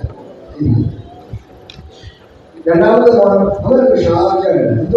അയ്യോ അവൻ റോയൽ ഫ്ലൈറ്റിന്റെ എഞ്ചിനീയറാണ്. ശരി, എപ്പോ പോകണം എപ്പോ വരണം എന്ന് തീരുമാനിക്കുന്നത് മോനാണ്. ഒരു 2 മാസം കഴിയുമ്പോൾ അച്ഛൻ പണി കൊടുക്കാൻ തീരുമാനിച്ചു. ഇന്നലെ അപ്പച്ചനെ കാണാൻ ചിലപ്പോൾ അപ്പച്ചനെ മറ്റേ ഡയലോഗൊക്കെ കൊടുക്കുന്ന കാര്യം അയ്യോ എല്ലാം പറയാനാച്ചാൽ ഇപ്പൊ അവൻ ആ പഴയ ഉള്ളതെല്ലാം പോയി. ഞാൻ 38 വർഷമായി 10 വർഷം അച്ഛന്. ഇപ്പോൾ പഠിത്തവരോട് 42 വർഷമായി. എനിക്ക് ഞാൻ ഏറ്റവും കൂടുതൽ ജീവിക്കുന്ന എപ്പോഴാണെന്നോ ആദ്യ പരീക്ഷ എഴുതുന്ന സമയത്താണ്. നമ്മൾ ഓരോ വീട്ടിൽ ചെറുപ്പത്തിൽ കഴിഞ്ഞ വർഷം 50 ഏത്തപ്പഴമുണ്ടായിരുന്നു. ഈ പ്രാവശ്യം ഒരെണ്ണം പോലും കഴിഞ്ഞ വർഷം കൊടുത്തായിരുന്നു. ഇല്ല, അന്ന് കൊടുത്തില്ല. അന്ന് കൊടുക്കാൻ എന്താ അന്ന് പറഞ്ഞു കഴിഞ്ഞ വർഷം 100 ഉണ്ടായിരുന്നു. അതുകൊണ്ട് എന്താ പറ്റി? ദൈവം തമ്മില് സകല പന്തിയെ പിടിച്ചത് 40 കൂട്ടി പറിച്ച് തലയെ പറിച്ച് നാളെ ഈ ബാക്കി പന്തി വരുന്നുണ്ട്. എന്താ കാര്യം? നോണ പറഞ്ഞത് നോണ പറഞ്ഞു. ഇതുപോലെ പറയാൻ പറ്റുന്ന എല്ലാ വർഷത്തെ ഡയലോഗാണ്. കഴിഞ്ഞ വർഷം ഇഷ്ടം പോലെ ഉണ്ടായിരുന്നു. ഈ വർഷം ഇപ്പൊ ദൈവങ്ങൾക്ക് നമുക്ക് വഴി പറയാൻ വന്നിരുന്നു. ജീവനിച്ചേക്കുന്നത് അപ്പൊ അല്ലാതെ ഒന്നുമില്ല. ഞാൻ ചിറ്റാർ ഒരു വർഷം ഇരുന്നാണ്. ഈ ചിറ്റാറിൽ ഇപ്പോഴത്തെ വലിയ കാര്യമാണ്. ചേമ്പിന്റെ കാര്യം പോലെ പന്നി കൊണ്ടുപോയി, കപ്പയുടെ കാര്യം പോലെ പന്നി കൊണ്ടുപോയി, ഏത്തക്കാരുടെ കാര്യം പോലെ പന്നി കൊണ്ടുപോയി. എന്നാൽ തേങ്ങ അന്ന് അരയുടെ കൊണ്ടുപോയി. ആദ്യമുള്ള പ്രശ്നം കൊടുക്കുന്ന കാര്യം പറയുമ്പോൾ ഞാൻ നമ്മുടെ നാട്ടിൽ നമുക്ക് ഒരു സംഭവം പറഞ്ഞിട്ട് മുന്നോട്ട് ചെയ്യണം. 82 വയസ്സ് വരാൻ ആ അപ്പച്ചന് പെട്ടെന്ന് ഹാർട്ട് അറ്റാക്ക് നമ്മുടെ തിരുവനന്തപുരം ആശുപത്രി. അവിടെ ചെന്നവര് ആൻജിയോഗ്രാം ചെയ്തോണ്ട് 3 പോകും ഓപ്പൺ ഹാർട്ട് സർജറി നടത്തിയത്. പക്ഷെ വയസ്സ് 82. ഡോക്ടർമാർക്ക് റിസ്ക് എടുക്കാൻ ധൈര്യമില്ല. അപ്പൊ അപ്പച്ചനോട് പറഞ്ഞു മരുന്ന് നോക്കാൻ കഴിയുന്നിടത്തോളം കാലം അവൻ ജീവിച്ച് പോയാൽ മതി എന്ന് പറഞ്ഞു. അപ്പച്ചൻ പറഞ്ഞു മക്കളോട് ചോദിക്കാം. മക്കൾ 2 വീട്ടിലുണ്ട്. മക്കളെ വിളിച്ചു മക്കൾ ഓപ്പറേഷൻ നടന്നു. കാരണം അപ്പച്ചനെ 2 ദിവസം ജീവിച്ചിരുന്നല്ലേ ഉള്ളൂ, ആരോഗ്യത്തോടെ ജീവിച്ചില്ല. അതുകൊണ്ട് ഞങ്ങൾ അപ്പച്ചന്റെ സർജറി നടത്തണമെന്ന് ഇങ്ങനെ മക്കൾ വന്നു. അപ്പച്ചന്റെ സർജറി കഴിഞ്ഞു. 10 ദിവസം അപ്പച്ചന്റെ സർജറി കഴിഞ്ഞ് ആശുപത്രി കിടന്നു. ഡിസ്ചാർജ് ആകാൻ പോകണം. ഡിസ്ചാർജ് ആകാൻ പോയപ്പോൾ ബില്ല് കൊടുത്തു. ഇപ്പൊ അങ്ങനെയുണ്ട്. ബില്ല് അടയ്ക്കാതെ മറ്റേ എഴുതുന്ന സംബന്ധിക്കുന്നത് ഇപ്പൊ അങ്ങനെയാണ് നമ്മൾ ആശുപത്രി ചെന്ന് പോയത്. ബില്ല് കൊടുത്തപ്പോൾ അപ്പച്ചൻ പറഞ്ഞു എന്നെ ഒന്ന് കാണിച്ചേച്ച് അടയ്ക്കാവുന്നത്. ഇവിടെ ഡോക്ടർമാർ പറഞ്ഞു ഒരു കാരണവശം കാണിക്കരുത്. കാരണം കാണിച്ചു പോയാൽ നമ്മൾ ഓപ്പൺ ഹാർട്ട് നടക്കുന്നത് വെറുതെ അപ്പച്ചന് ഇപ്പൊ തന്നെ അറ്റാക്ക് തീരും. അവർ കാണിക്കുന്നുണ്ട്. അപ്പച്ചൻ പറയാനില്ല എന്നെ കാണിച്ചിട്ട് അടയ്ക്കാൻ പറ്റും. ഡോക്ടർമാരുടെ മക്കളോട് ഞങ്ങൾ പറഞ്ഞ ഒരു കാരണവശാലും കാണിക്കരുത്. റിസ്ക് നിങ്ങൾ വേറെ എളുപ്പമാണ്. അവിടെ ഈ മക്കളുടെ ഒരു കാര്യമുണ്ട്. ഞങ്ങളുടെ അപ്പച്ചൻ എന്ത് പറഞ്ഞാലും ഞങ്ങൾ അനുസരിക്കുന്ന മക്കളാണ്. അവിടെ ഞങ്ങളുടെ അപ്പച്ചൻ പറഞ്ഞാൽ കേൾക്കാൻ ഞങ്ങൾ ഒരിക്കലും ചെയ്യില്ല. അപ്പൊ അപ്പച്ചൻ കയ്യിലോട് വിട്ടു കൊടുത്തു. അപ്പച്ചൻ വീട്ടിൽ നോക്കുമ്പോൾ 4 ലക്ഷം രൂപ. അപ്പച്ചന്റെ കൈ കൊണ്ട് വരയ്ക്കാൻ തുടങ്ങി. കൈ വരയ്ക്കാൻ തുടങ്ങിയപ്പോൾ ഞാൻ പറഞ്ഞിരിക്കും കാണിക്കരുത്, ഞാൻ പറഞ്ഞു. ആരോടും പിടിയില്ല. അല്പനേരം കഴിയുമ്പോൾ അപ്പച്ചൻ പണിയുന്ന 2 കണ്ടില്ല. ആ പിന്നീടോട് ഉടനെ ഡോക്ടർ വീണ്ടും പറഞ്ഞു ഞാൻ പറഞ്ഞതാ ഒരു കാരണവശാലും ഇത് കാണിക്കരുത്.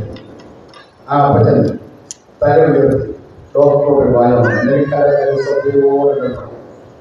ആ അപ്പച്ചൻ ഡോക്ടർമാരോട് പറഞ്ഞ വായാണ്, ഡോക്ടറെ ഈ 4 ലക്ഷത്തിന്റെ ബില്ല് കണ്ടേച്ചാണ് ഞാൻ കാര്യത്. എന്റെ മക്കൾക്ക് ഇതും ഇതിനപ്പുറം കൊടുക്കാനുള്ള പ്രാപ്തി എന്റെ ദൈവം കൊടുത്തു. അപ്പൊ ഡോക്ടർ കരുതമായി.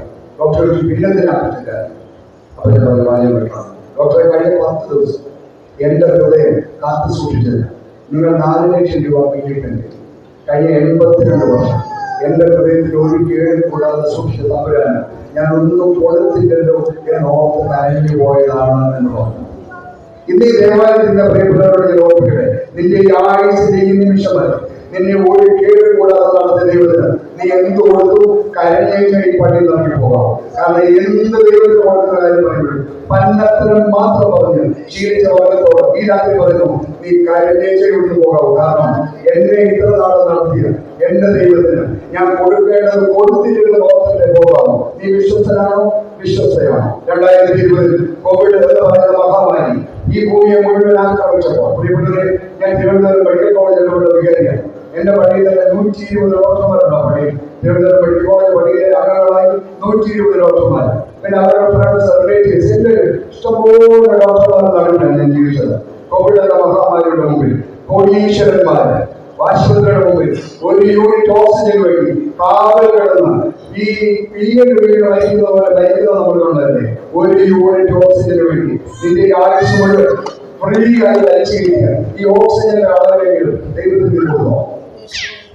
സ്വന്തമായി സന്ധി വരുമ്പോ 10 രൂപ അല്ലാതെ ഒരു വീട് വീഴുമോ? ഇതുപോലെ പൊട്ടിക്കാൻ മടിയും പിടിച്ചു വെക്കുമ്പോഴുള്ളവർക്ക് ഈ രാത്രി ദൈവം ചോദിക്കണം, നീ വിശ്വസ്തനാണോ? വിശ്വസ്തരാണോ? നിനക്ക് തന്നതിനനുസരിച്ച് ദൈവം നീ കൊടുക്കും. ദാനിയേൽ വിശ്വസ്തനായിരുന്നു. നമുക്ക് മുന്നോട്ട് നീങ്ങാം. 5-ാമത്തെ വാക്യമാണ് 6-ാമത്തെ അധ്യായം.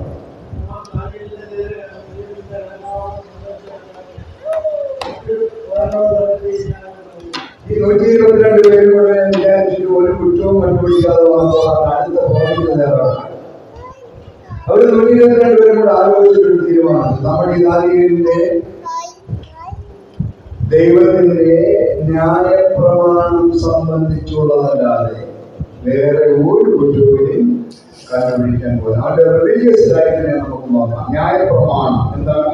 യഹൂദരെ സംബന്ധിച്ചിടത്തോളം ന്യായപ്രമാണം യഹൂദന്റെ പ്രാണവായുവാണ്.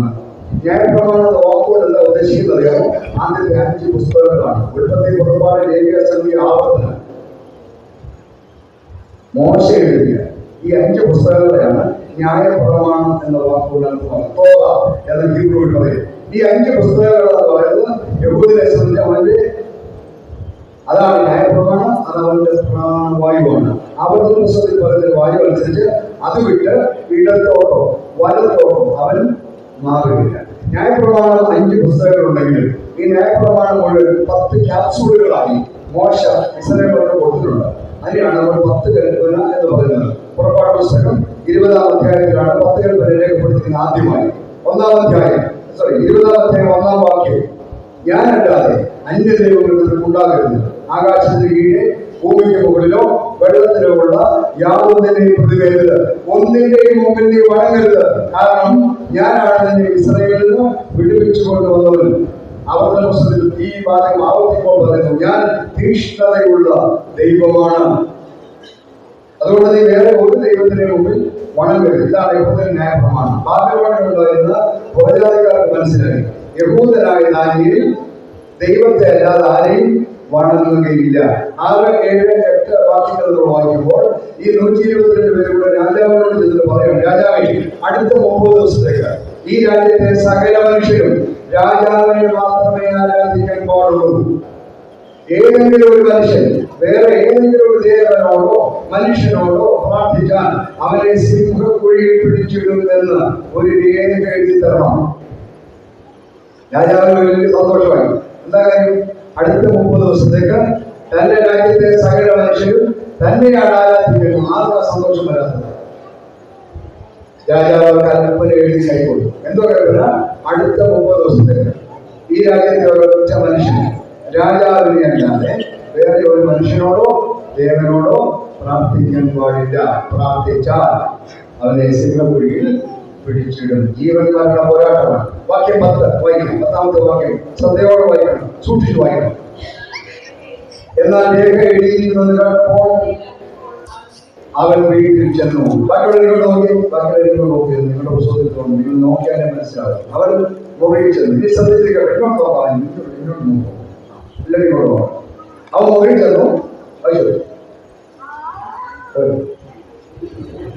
അവന്റെ മാളിക മുറിയുടെ കിളിവാതിൽ യെരൂശലേമിന് നേരെ തുറന്നിരുന്നു. തുറന്നതാണ്, തുറന്നിരുന്നു എന്ന് പറയാൻ അർത്ഥം നേരത്തെ തുറന്ന് കിടക്കുക. ഇപ്പൊ തുറന്നാണോ? അല്ല, ശരിക്കും വായിക്കണം ദിവസം. അവൻ ജീവൻ പോകാൻ പോകുന്നതായപ്പോൾ അവൻ മുറി ചെന്നപ്പോ മുറിയുടെ അവസ്ഥയാണ്. അവന്റെ മാളിക മുറിയുടെ കിളിവാതിൽ യെരൂശലേമിന് നേരെ തുറന്നിരുന്നു. ഓൾറെഡി ഓപ്പൺ, ഫാസ്റ്റ് ടെൻസ് ആണ്. നേരത്തെ തുറന്ന് കിടക്കാൻ. അല്ലെ ദൈവം പോകുന്നത് അറിയാൻ പോയി തുറന്നല്ല, ആണോ? അല്ല. അടുത്ത വാക്യം കേട്ടോ, താൻ മുമ്പേ ചെയ്തു വന്നതുപോലെ, ഇപ്പൊ എന്തെങ്കിലും ഉണ്ടാക്കിയത് മുമ്പേ ചെയ്തു വന്നതുപോലെ ദിവസം 3 പ്രാവശ്യം മുട്ടുകുത്തി തന്റെ ദൈവത്തിന്റെ സന്നിധി പ്രാർത്ഥിച്ചു. ആര് പറഞ്ഞു? ഞാൻ പ്രാർത്ഥിച്ചു നിർത്താൻ പറഞ്ഞില്ലേ? ഇവിടെ ഭാഗമായി. അതുകൊണ്ടാണ് ഒന്നും മനസ്സിലാകുന്നു. ഈ 2 വാചകം ശ്രദ്ധിച്ചോ. അടുത്ത 30 ദിവസത്തേക്ക് രാജാവിനെ ആരാധനയുള്ളവരും ജീവൻ പോകും. സിംഹക്കുഴി പിടിച്ചിരുന്ന് പറഞ്ഞത്. അപ്പൊ മോഹിച്ചത് നാണികളോട് നേരെ തുറന്നു കിടക്കുക. പിന്നെ മുമ്പേ ചെയ്തു പോകുന്നത് ഒരു വ്യത്യാസം. 3 പ്രാവശ്യം ദൈവത്തിന്റെ സന്നിധി മുട്ടുകുത്തി പ്രാർത്ഥിച്ചു. പക്ഷെ ഇപ്പൊ ഒരു വ്യത്യാസം. അതാണ് അവസാനത്തെ ഭാഗം. എന്താണ്? സ്തോത്രം ചെയ്തു. എപ്പോഴാണ് സ്തോത്രം ചെയ്ത്? ജീവൻ പോകാൻ പോകുന്നത് എന്തോ ചെയ്തു? സ്തോത്രം ചെയ്തു. അതുവരെ ജീവിതത്തിൽ എല്ലാ പ്രതിസന്ധികളും പണ്ട് ചെയ്ത കാര്യം മാത്രം ചെയ്തു. അതുകൊണ്ട് ദാനിയേലിനെ ഞാൻ വിളിക്കുന്ന 2ാമത്തെ കാര്യം, ദാനിയേൽ ശുഭകരമായി ചെയ്യുന്ന 2ാമത്തെ കാരണം, ദാനിയേൽ ഒരു പ്രാർത്ഥനാ മനുഷ്യനായിരുന്നു. ദാനിയേൽ ഇപ്പൊ നിങ്ങളോട് ചോദിക്കുക, ഞങ്ങൾ പ്രാർത്ഥനാ മനുഷ്യനായിട്ട് ഈ സന്ധ്യയ്ക്ക് പള്ളിയിൽ പൂർവാസംഗോടാണ് ഞങ്ങൾ പള്ളി വന്നത് എന്ന് ചോദിച്ചേക്കാം അല്ലേ? ഞാൻ പറയുന്നത് നമ്മൾ പ്രാർത്ഥനാ മനുഷ്യരല്ല. കാരണം നമ്മൾ കാര്യം വരുമ്പോൾ മാത്രം പ്രാർത്ഥിക്കുന്ന ആളുകളാണ്. കാര്യം സാധിക്കാൻ വേണ്ടി പ്രാർത്ഥിക്കും, അത് കഴിയുമ്പോൾ.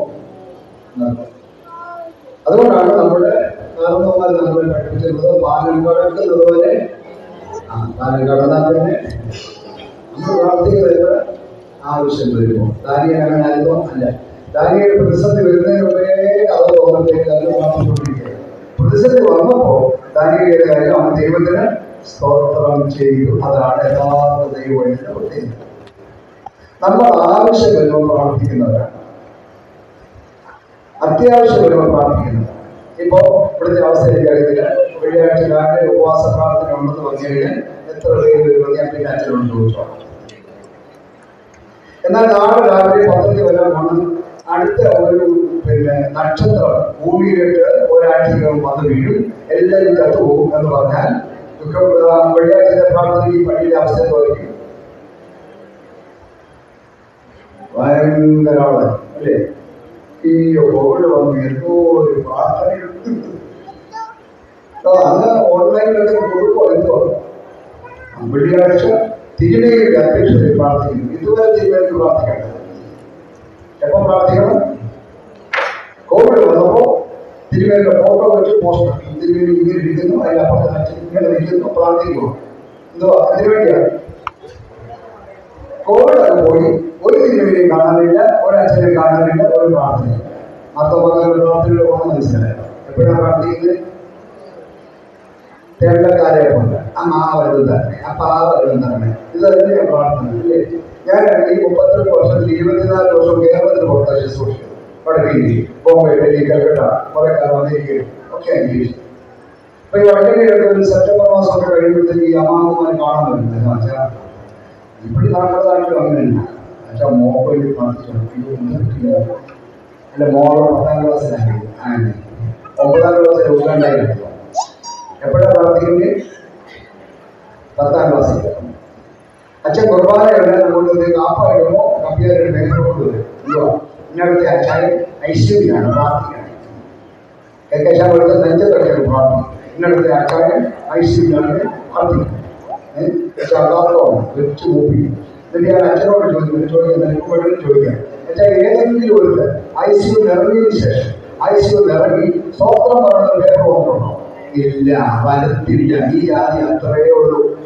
ഐശ്വര്യോട് കേരളം വേണം പ്രാർത്ഥിക്കണം. ഐശ്വര്യം നിറഞ്ഞാൽ നമ്മുടെ പ്രാർത്ഥന മനുഷ്യനാണോ? അല്ല. പുറത്തു വരുന്ന അത്യാവശ്യമുള്ളവർ മാത്രം പ്രവർത്തിക്കാനില്ലാത്തപ്പോ ചുമ്മാ നടക്കുക അല്ലേ? അതുകൊണ്ട്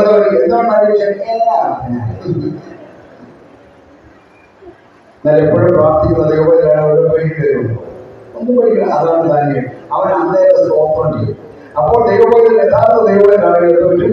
കോവിഡ് വരുമ്പോ സ്തോത്രം ചെയ്യും. അതാണ് യഥാർത്ഥ ഭക്തന്റെ പ്രത്യേകത. പ്രാർത്ഥന എന്ന് പറയുന്നത് ചെറിയ കാര്യമൊന്നുമില്ല.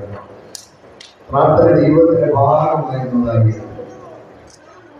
നമുക്ക് പെണ്ണിന്റെ കല്യാണപ്രായമാകുമ്പോഴും അച്ചായൻ ഐശ്വര്യം വരുമ്പോഴും പരീക്ഷ വരുമ്പോഴും മാത്രമാണ് പ്രാർത്ഥന. ഞാൻ ഇരുപത്തിയേഴ് പരീക്ഷിച്ചുകൊണ്ടിരുന്നു. ഒരു ചെറുപ്പക്കാരി ദിവസം എന്നെ കാണാമോ അച്ഛാ വീട്ടിലോട്ടൊന്ന് പറഞ്ഞു എല്ലാം ഒന്ന് പ്രാർത്ഥിക്കാനാണ്. എന്റെ വിശേഷം അല്ല അച്ചായൻ ദുബായിൽ പോവാണ്, ഞാൻ ആദ്യമായിട്ട് പോവാണ്. അല്ല പിന്നെ അവധിക്ക് വന്നിട്ട് തിരിച്ചു പോവാം. ഞങ്ങൾ എന്നാ അവധിക്ക് വന്നത് ഒരു മാസമായി വന്നിട്ട് ഞാൻ ഇപ്പൊ എന്തോ പ്രാർത്ഥിക്കട്ടെ. അല്ല പൈനൊക്കെ എനിക്ക് പോകുന്നത് ഞാൻ ഇങ്ങോട്ട് നടന്നു വരുമായിരുന്നു. എന്തോ കാര്യം ദുബായിൽ ഇങ്ങോട്ട് വന്ന് അച്ഛൻ പ്രാർത്ഥിക്കണോ? വേണ്ട. കാരണം എന്തോ ദുബായിൽ നിന്ന് വരുന്നവരെ എഫിക്കാരി സ്പ്രേ, പൗഡർ, ഡേറ്റ്സ് പിന്നെ അതൊക്കെ ഉണ്ട്. അതുകൊണ്ട് അന്നേരം അച്ഛൻ പ്രാർത്ഥിക്കണം. ഇത് തിരിച്ചു പോകുമ്പോൾ കാച്ചിലും ചേനയും കപ്പയൊക്കെ പോയി വെച്ചേക്കുന്നതുകൊണ്ട് അച്ഛൻ വന്നത് വേണം പ്രാർത്ഥിക്കണം. അപ്പൊ ഞാൻ അവരോട് ചോദ്യം ചോദിച്ചുള്ളൂ, നിന്റെ ഭർത്താവ് ഇങ്ങോട്ട് നടന്നാണോ വന്നേ? ഇങ്ങോട്ട് വിളകയില്ലേ വന്നേ? വിഷമിക്കും. അതായത് കുഴപ്പം. പ്രവാചകന്മാർ കുറച്ച് എവിടെ എന്നോട് ഭൂമി ഈ ഒത്തു കത്തി അങ്കി എല്ലാവരെയും നടക്കുന്ന സൈസെന്ന് പറഞ്ഞു എന്നോട് പറഞ്ഞത് അല്പം മൂന്നുകൂടിയാൽ കൊടുക്കും കൂടി. അവരോട് ഞാൻ പറഞ്ഞു ഞാൻ പ്രാർത്ഥിക്കാനും പ്രാർത്ഥിക്കില്ലേ, അത് കടലിൽ പോയി ചാടണമെങ്കിൽ ചാടും. നിങ്ങൾ അപ്പുറത്ത് എത്തിക്കണം തമ്മിൽ വിചാരിച്ചാൽ നടക്കും. അതുകൊണ്ട് തലേക്കൊക്കെ പ്രാർത്ഥിക്കാനും പ്രതിസന്ധി മാറുമെന്ന് വിചാരിക്കരുത്. അങ്ങനെ കുറെ കള്ളന്മാരെ പറഞ്ഞുകൊണ്ട് നടപ്പുണ്ട് നമ്മുടെ ഇടയിൽ. വളരെ പ്രതിസന്ധി ഉണ്ടായതുകൊണ്ട് പ്രാർത്ഥിക്കാൻ മതിയല്ല മാറുമോ? ഇല്ല, മാറില്ല. 16-ാമത്തെ വാക്യം അവർ ദാനിയേലിനെ സിംഹക്കുഴിയിൽ പിടിച്ചോണ്ടിട്ടു. ഇത്രയൊക്കെ പ്രാർത്ഥിച്ച മനുഷ്യനാണ്. ദൈവസന്നിധിയിൽ പ്രാർത്ഥിച്ചിട്ട് ദാനിയേലിനെ എന്തോ ചെയ്തു? സിംഹക്കുഴിയിൽ പിടിച്ചിട്ടു. അപ്പൊ നിങ്ങൾ ചോദ്യം ചോദിക്കാം, അപ്പൊ പ്രാർത്ഥിച്ചാലും പ്രാർത്ഥിച്ചില്ലേലും ഓണമൊന്നുമില്ലല്ലോ, പിന്നെ എന്തിനാ പ്രാർത്ഥിക്കുന്നത്? സിംഹക്കുഴിയിൽ പിടിച്ചോണ്ടിട്ട്. എന്നാൽ 22-ാമത്തെ വാക്യം രാജാവ് ദാനിയേലിനോട് ചോദിച്ചു, നിനക്ക് എന്നാ പറ്റി, നിന്നെ വിടുവിച്ചു എന്ന് ചോദിക്കുമ്പോൾ ദാനിയേൽ പറഞ്ഞ മറുപടി ശ്രദ്ധയോടെ കേൾക്കണം. സിംഹങ്ങൾ എനിക്ക് കേടുവരുത്താതിരിക്കേണ്ടതിന് എന്റെ ദൈവം തന്റെ ദൂതനെ അയച്ച് അവയുടെ വായ അടച്ചിടണം. ഇതാണ് പ്രാർത്ഥിക്കുന്ന ദൈവം ഇല്ലാത്ത ആളും തമ്മിലുള്ള വ്യത്യാസം. ദൈവസന്നിധിയിൽ മുട്ടിപ്പായി പ്രാർത്ഥിച്ച ദാനിയേലിന് ദൈവം കൊടുത്ത ഏറ്റവും വലിയ അനുഗ്രഹം എന്ന് പറഞ്ഞത് എന്താണ്? എന്റെ ദൈവം തന്റെ ദൂതനെ അയച്ച് അവയുടെ വായ അടച്ചിടും. വിശാഖ വിളിക്കുന്നുണ്ടോ? ഏത് പ്രശ്നമില്ല. പള്ളിക്കാത്തവരിലേക്ക് പോയി വോട്ട് ചെയ്ത് കൊടുക്കില്ല. കാരണം പ്രധാനമന്ത്രി വിളിക്കുന്നത് പറഞ്ഞില്ല നാളത്തെ ലെവലിൽ ജയിച്ചു വിടുന്നു നമ്മളോട് ചോദിക്കാൻ വേണ്ടി ദൈവജനം കേൾക്കാനിരിക്കുക. അതുകൊണ്ടാണ് എല്ലാ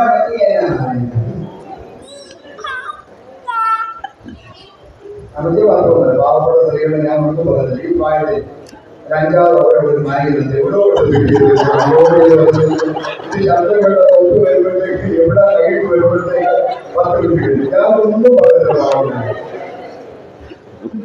ശരിയില്ലേ? ഈ പാവ അറിഞ്ഞുപോലും അറിയാതെ പോയാൽ പക്ഷെ എവിടെ പോലും അറിയാൻ 5-6 ഉള്ളതുകൊണ്ട് കുറച്ച് പേപ്പറും മരുന്നിന് ശീഷിക്കും ഇന്നലെ ഡോക്ടർ ഉൾപ്പെടി എല്ലാ മെഡിക്കൽ സൂത്രം എവിടെ അത് മാത്രം അത് ഒരു കുഴപ്പമില്ല.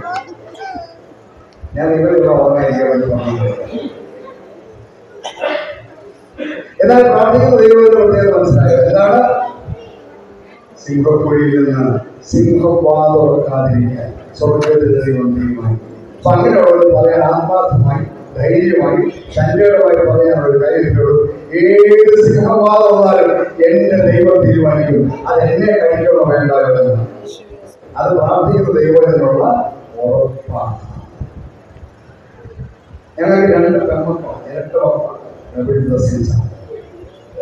ഞാൻ കൽക്കട്ട സെമിനാരിൽ പഠിച്ചുകൊണ്ടിരിക്കുന്ന കാലത്ത് ഞങ്ങളുടെ മക്കൾ പോയത് കാലിക്കറ്റ് എഞ്ചിനീയറിംഗ് ഇൻസ്റ്റിറ്റ്യൂട്ടിൽ പഠിച്ചുകൊണ്ടിരിക്കുക. ഒരു മണിക്ക് താമസിച്ചു. രാവിലെ 7:30 പഠിക്കാം, വൈകിട്ട് 7:30 പഠിക്കാം. അന്നേരം ഫോൺ പഠിക്കാൻ പഠിക്കാം. ഞങ്ങൾ കൽക്കട്ടയിൽ മക്കൾ പോകാൻ അപ്പൊ രാവിലെ 7:30 പഠിക്കാം. അവർ ട്വിൻസാണെന്ന് ഞാൻ പറഞ്ഞു. ഒരേപോലെ എനിക്ക് ശബ്ദം ഒരുപോലെയാണ്. ലോകത്തിൽ ഒരു മനുഷ്യൻ തിരിച്ചറിയില്ല ഇതാരാണ് സംസാരിക്കുന്നത്. അപ്പൊ രാവിലെ അവർ ഫോൺ ചെയ്യും, എന്നോട് സംസാരിക്കും. എന്നിട്ട് രണ്ടാമത്തെ ആളുകൾ കൊടുക്കും, അവിടെ എന്നോട് സംസാരിക്കും. അത് കഴിയുമ്പോൾ അമ്മയുടെ കൊടുക്കും. 2 പേരും മാറി സംസാരിക്കും. കൂടെ പഠിക്കുന്ന പിള്ളേരെ കഴിയാണ് വലിയ എഞ്ചിനീയർമാരാണ്, മന്ത്രികളാണ്. ഇവരില്ല എന്താ കാര്യം അറിയോ? ഈ സ്പീക്കർ ഓൺ ചെയ്താൽ മതി. 4 പേർക്ക് ഒരുമിച്ച് സംസാരിക്കുമ്പോൾ പിന്നെ 4 പേർക്ക് പൈസ തന്നെയാണ്. നാം മക്കളെ വളർത്തിവിട്ട മാതാപിതാക്കൾ അഭിമാനത്തോടെ ഞാൻ പറയുന്ന കാര്യം, ഞങ്ങളുടെ മക്കൾ അവരോട് പറയുന്ന മറുപടിയുണ്ട്. ഇത് സ്പീക്കർ ഓൺ ചെയ്താൽ ഞങ്ങൾക്ക് 4 പേർക്ക് ഒരുമിച്ച് സംസാരിക്കാം. ഇതിൽ പണം 4 പേരിനെ ആവത്തുള്ളൂ ഞങ്ങൾക്ക് അറിയാം. പക്ഷേ ഞങ്ങൾക്ക് അച്ചാച്ചനോട് പറയാനുള്ളത് അച്ചാച്ചനോട് പറയണം, അമ്മയോട് പറയാനുള്ളത് അമ്മയോട് പറയണം. അതുകൊണ്ടാണ് വ്യക്തിപരമായിട്ട് ഞാൻ സംസാരിക്കുന്നത്. ദൈവം നിന്റെ അപ്പനാണെന്ന് തോന്നുന്നിടത്തോളം കാലം എനിക്ക് എപ്പോഴും പ്രവർത്തിക്കണം. ദൈവമായി ഞാൻ ഒരു ബന്ധമില്ലാത്തതുകൊണ്ടാണ് മോൾ 10ാം ക്ലാസ്സിൽ അമ്മ വല്ല തരണേ എന്ന് പറഞ്ഞിട്ട് പോകുന്നത്. നിന്റെ ദൈവം നിന്റെ അപ്പനാണെന്ന് ബോധമുണ്ടെങ്കിൽ നിനക്ക് ഏത് സമയത്തും രാത്രിയായാലും പകലായാലും എപ്പോ കഴിയുന്നത് ദൈവത്തോട് സംസാരിക്കാം, പ്രാർത്ഥിക്കാം. അങ്ങനെ നീ പ്രാർത്ഥിച്ചാൽ എന്തൊരു ദൈവം തന്നെ ദൂതനെ അയച്ചു ഉപയോഗിക്കുന്നു. എനിക്ക് ഒരുപാട് കൂട്ടുകാർ വിദേശ രാജ്യങ്ങളുണ്ട്. മദ്രാ സഭയിൽ വിദേശത്ത് ഫാൻസ് അസോസിയേഷനുള്ള ഒരേ ഒരു അച്ഛൻ ഞാനാണ്. വളരെ ഒരുപാട് പേര് വിളിക്കും. ഞാൻ പറഞ്ഞിട്ടുണ്ട് പോകാൻ രാത്രി വിളിക്കാം. അതുപോലെ എവിടെയെങ്കിലും പോയിട്ട് ഇന്നലെ രാത്രി 10 ഇന്ന് രാത്രി നേരിട്ടാണ്. നാളെ രാത്രി ഫുഡായിട്ട് പോകണം. 4 വഴി മനുഷ്യൻ. അതുകൊണ്ട് ഇങ്ങനെ നടക്കുമ്പോൾ 14 കഴിഞ്ഞ് വിളിക്കാമെന്ന് പറഞ്ഞു. 11 മണി കഴിയാതെ വിളിക്കുന്നത്. ഞങ്ങൾ തിരുവനന്തപുരം ശുശ്രൂഷ ചെയ്യുന്ന സമയത്ത് ഒരു ദിവസം രാത്രി 11 മണിക്ക് ഫോൺ. Hello hello. അപ്പോൾ ഓർമ്മയുണ്ടോ ഈ ശബ്ദം? ഞാൻ ഇതാണ് സുരേഷ് പറഞ്ഞു. രാത്രി 11 മണിക്ക് ഞാനൊന്നും മിണ്ടാത്ത പറയും, അയ്യോ അച്ഛൻ പറഞ്ഞു പോയി. ഞാൻ സഹോദരൻ ആരാണെന്ന് പറയാൻ എന്നാലും അച്ഛൻ ഒന്ന് ശ്രമിച്ചു നോക്കിയിരിക്കാതാണ്. രാത്രി 11 മണിക്ക് ഞാനൊന്ന് ശ്രമിച്ചു നോക്കാൻ അവന്റെ ശബ്ദം തിരിച്ചറിയാം. ഞങ്ങൾ സഹോദരൻ ആരാണെന്ന് ദയവായിട്ടൊന്ന് പറയാൻ. എന്നാലും കഷ്ടമാണ് കേട്ടോ, കഷ്ടമായിരുന്നു. ഞാനൊരു രാത്രി വെളുത്തിലാണ് കഷ്ടപ്പെട്ടോ നമ്മുടെ അവിടെ ഇടയിൽ കൊച്ചൻ്റെ ഉണ്ടോ? ഈ എൻ്റെ ഭാര്യ ചെറിയ കുടിയാണ്, കുഞ്ഞുകുടികളാണ്. ഒരു 3 കുടിയുള്ള കുടിയാണ്. അപ്പോൾ ഞാൻ ഇവിടെ കൊടുക്കുന്നതാണ് ഞാൻ മോളെടുത്ത്. അപ്പോൾ അവരോട് കൊച്ചമ്മ ഓർമ്മയുണ്ട് ഈ ശബ്ദം. അപ്പോൾ അവരോട് എനിക്കൊരു പടി കിട്ടിയിട്ട് രാത്രി 11 ഫോൺ ചെയ്തത്. അപ്പോൾ ഞാൻ ഈ സഹോദരൻ ആരാണെന്ന് പറയാമോ? ഇവിടെ രാത്രി 11 മണി കഴിഞ്ഞ സമയമാണ്. കാലിഫോർണിയ. സോ ഇയാൾ എവിടെ കൊടുത്തിരുന്നു? ഇയാൾ ആരാണെന്ന് പറയുന്നത്? അടുത്ത വാരം 10 വർഷം മുമ്പേ തിരുവനന്തപുരം വെച്ച് അവിടെ കല്യാണം തെളിവില്ലായിരുന്നു. ഞാൻ പറഞ്ഞത് മനസ്സിലായി. എന്തോ 10 വർഷം മുമ്പ് തിരുവനന്തപുരം ഞാൻ കല്യാണത്തിൽ കണ്ടു. അതുകൊണ്ട് ഞാനാണ് ശബ്ദം ഓർത്തിരിക്കണം. ഇനിയും വലിയകാരക്കാരോട് ആത്മീയ സത്യം പറയുമ്പോൾ നിന്റെ മോള് 10ാം ക്ലാസ്സിൽ കയറുമ്പോൾ നിന്റെ അച്ചായൻ ഐശ്വര്യത്തിൽ കയറുമ്പോൾ മാത്രം നീ പ്രാർത്ഥിക്കാൻ പോയാൽ ദൈവത്തിന്റെ ശബ്ദം തിരിച്ചറിയിട്ട് നിന്നെ മൈൻഡ്. എന്നാൽ രാവിലെയും വൈകിട്ടും ഞങ്ങളെ വിളിക്കുന്നതിനുള്ള മക്കൾ ഹലോ വിളിക്കുന്നതിന് മുമ്പ് അതാരാണെന്ന് എനിക്കറിയാം. ഞാൻ എടുത്തുമായി ചോദിക്കും, എന്താ മക്കളെ എന്ന് ചോദിക്കും. പിടികിട്ടിയോ? നീ പ്രാർത്ഥിക്കുന്ന ദൈവമാണെങ്കിൽ പഴയ 116 അല്ല 150 ആയാലും ഏത് പ്രവേശനം നടന്നാലും ഞാൻ കേരളത്തില്ല എന്ന് പറയുന്ന ഫോളെ നിന്നോട് എനിക്ക് പറയാനുള്ളത്, നിന്നെ സിംഹപ്പൊടിയിലില്ല. ആ സിംഹം നീ ചെല്ലുന്നതിന് മുന്നിൽ വീഴുന്നു. പക്ഷെ ദൈവത്തെ വിളിക്കുന്ന ദൈവം തന്നെ സിംഹം വാദമോ വേണ്ടായെന്ന് സ്വർഗത്തിന്റെ ദൈവം തീരുമാനിക്കും. ഞാൻ പറഞ്ഞത് കോവിഡ് വന്ന സമയത്ത് തിരുവനന്തപുരത്ത് പണി ഞങ്ങളുടെ 120 ഡോക്ടർമാരെ എല്ലാവരെയും വഴക്കുപോയത്. വെച്ചാൽ ഈ കോവിഡ് ബാധിച്ചവരടുത്ത് പോകരുത്, അവർ മരിച്ചാൽ തൊടാൻ പോകരുത്, കാരണം നിങ്ങൾ മയക്കിയതായിരിക്കുന്നത്. ഞാൻ എൻ്റെ പണിയിലും അവിടെ പരിസരത്ത് മരിച്ച ആളുകളെ ഒക്കെ ശവടക്കം ഞാൻ പോയി അവിടെ എല്ലാം പോയി പ്രാർത്ഥിച്ചു. ഞാൻ വിളിക്കാൻ സാധിക്കാൻ ശ്രമിക്കാം. പക്ഷേ നമ്മളെ ഇതുവരെ കോവിഡ്. പക്ഷെ എന്നെ പേടിപ്പിച്ച 120 ഡോക്ടർമാർക്കും കോവിഡ്. ആ കോവിഡ് പിടിക്കണമെന്ന് ആര് തീരുമാനിക്കും? എപ്പോൾ പിടിക്കണമെന്ന് ആര് തീരുമാനിക്കും? ദൈവം തമ്പുരാൻ തീരുമാനിക്കണം. എത്ര വേണം? രാവിലെ ഉച്ചയ്ക്ക് വൈകിട്ടും അവനെ വിളിച്ചോടിക്കണം. ദാനിയേൽ 3-ാമത്തെ കാര്യം 19-20 വാക്യം. രാജാവ്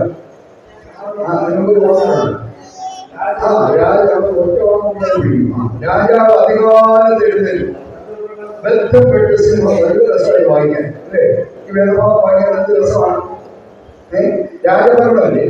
രാജഭരണകാലത്ത് രാജാവ് വിചാരിച്ചാൽ എന്ത് വേണം ചെയ്യാൻ പറ്റില്ല.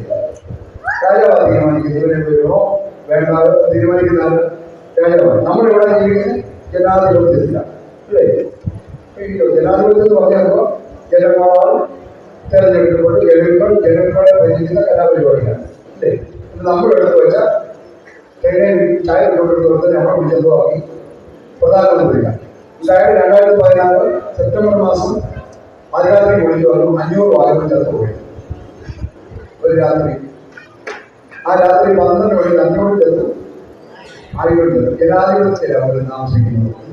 എന്നിട്ട് കയ്യിലിരുന്ന ആയുധങ്ങളെ മാറാൻ വേണ്ടി ബാങ്കിന്റെ വരെ പോയി 42 പേര് കുഴഞ്ഞു കൂടി ചെന്നു.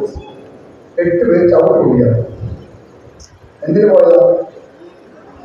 മാറാൻ പോയത്. ജനാധിപത്യത്തിലാണ് അവർ താമസിക്കുന്നത്. വിവരമായി അല്ലേ? നമ്മുടെ മുഖ്യമന്ത്രി പത്തനംതിട്ട പോകുന്ന ഇറങ്ങിയാൽ തെരിക്കേണ്ട വീട്ടിൽ നിന്ന് ഇറങ്ങിയാൽ നാട് പിടിച്ച് തല്ലിക്കൊണ്ടിരിക്കും അല്ലെ? ചിടിച്ചെടുത്ത് ഇറങ്ങിയിരിക്കും. എവിടെ ജീവിക്കുന്നത്? ജനാധിപത്യത്തിലാണ്. അപ്പൊ രാജാവിന്റെ അവസരം നോക്കി ആരാ തീരുമാനിക്കുന്നത്? രാജാവ്. എന്നിട്ട് ഈ രാജാവ് ഇവരെ വെറുതെ വിടാതെ സിംഹക്കുഴി പഠിച്ചിട്ട് അടുത്ത ഭാഗം അതുപോലെ എഴുന്നേറ്റുന്നു. എല്ലാവരും എഴുന്നേറ്റാണ് തലേ ദിവസം ദാനിയേലിനെ പിടിച്ചിട്ട്. എന്നിട്ട് ബന്ധപ്പെട്ട് രാജാവ് ബന്ധപ്പെട്ട് സിംഹമുഖയുടെ അറിയിച്ചു. ഈ മിമിക്രി കഴിയുള്ളത് അടുത്ത വായന എന്തുവാ? ദുഃഖ ശബ്ദത്തിൽ വേണ്ടി വരും. ദുഃഖ ശബ്ദത്തിൽ ദാനിയേലിനെ വിളിച്ചു. ഈ രാജാവ് ഇന്നലെ വൈകുന്നേരം അവനെ പറഞ്ഞ് വീട്ടിൽ വിളിക്കുകയാണ്. സിംഹക്കുഴി പിടിച്ചിട്ട് വെളുപ്പാകാല തലാവ് വെച്ചിരുന്നതിന് ബന്ധപ്പെട്ട് കുഴിയുടെ ഇറങ്ങി വന്ന് കുഴിയിലോട്ട് നോക്കിക്കൊണ്ട് ദാനിയേലിനെ നമുക്ക് എല്ലാ പറ്റിയും എവിടെ ഞാൻ നീതിക്കാരനാണ് ചോദിച്ചത്.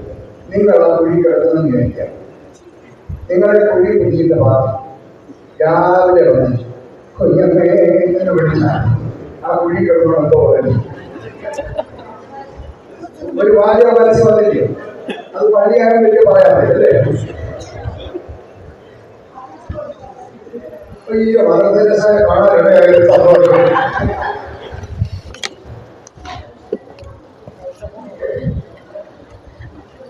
നമ്മളെ സിംഹക്കുഴി പിടിച്ചിട്ട് രാവിലെ വിശേഷം ചോദിക്കാൻ വന്ന കുഴി കിടന്നുകൊണ്ട് നമ്മളെന്തോ പറയുന്നുണ്ട് അല്ലേ? ദാനിയേൽ എന്തോ പറഞ്ഞു. രാജാവ് ദാനിയേലിനോട് സംസാരിച്ചു.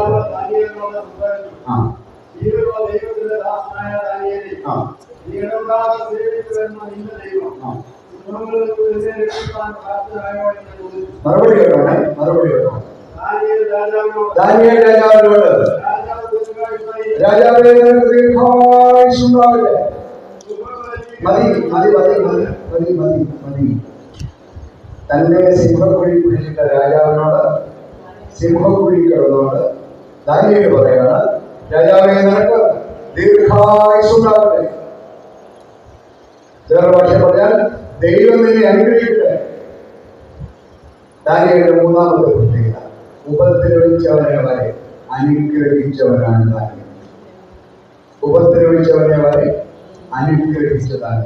ആ സിംഹക്കുഴി കിടന്നുകൊണ്ട് പറയാണ്, രാജാവേ നിനക്ക് ദീർഘായുസ്സുണ്ടാകട്ടെ. എന്റെ ആയുസ് തീരുമാനിക്കുന്ന ആരാണ്?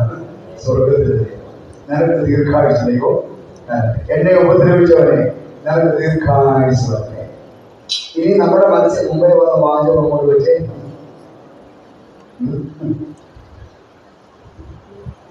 രണ്ടും കൂടെ ചേർന്ന് പോകും ഇല്ല. അതുകൊണ്ട് വഴി എന്നാ പറഞ്ഞ ശരിയാണ്.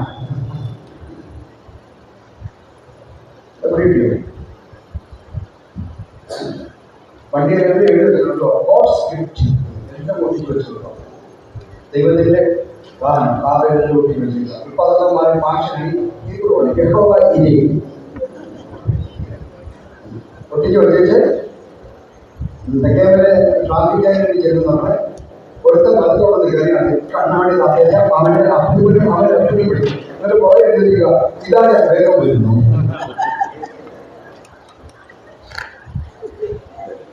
ഇതൊക്കെ ശരിയാണ്. വലിയ ഭക്തരാണ് അല്ലേ? ഇങ്ങനെ ഒട്ടനെ കാണിക്കും.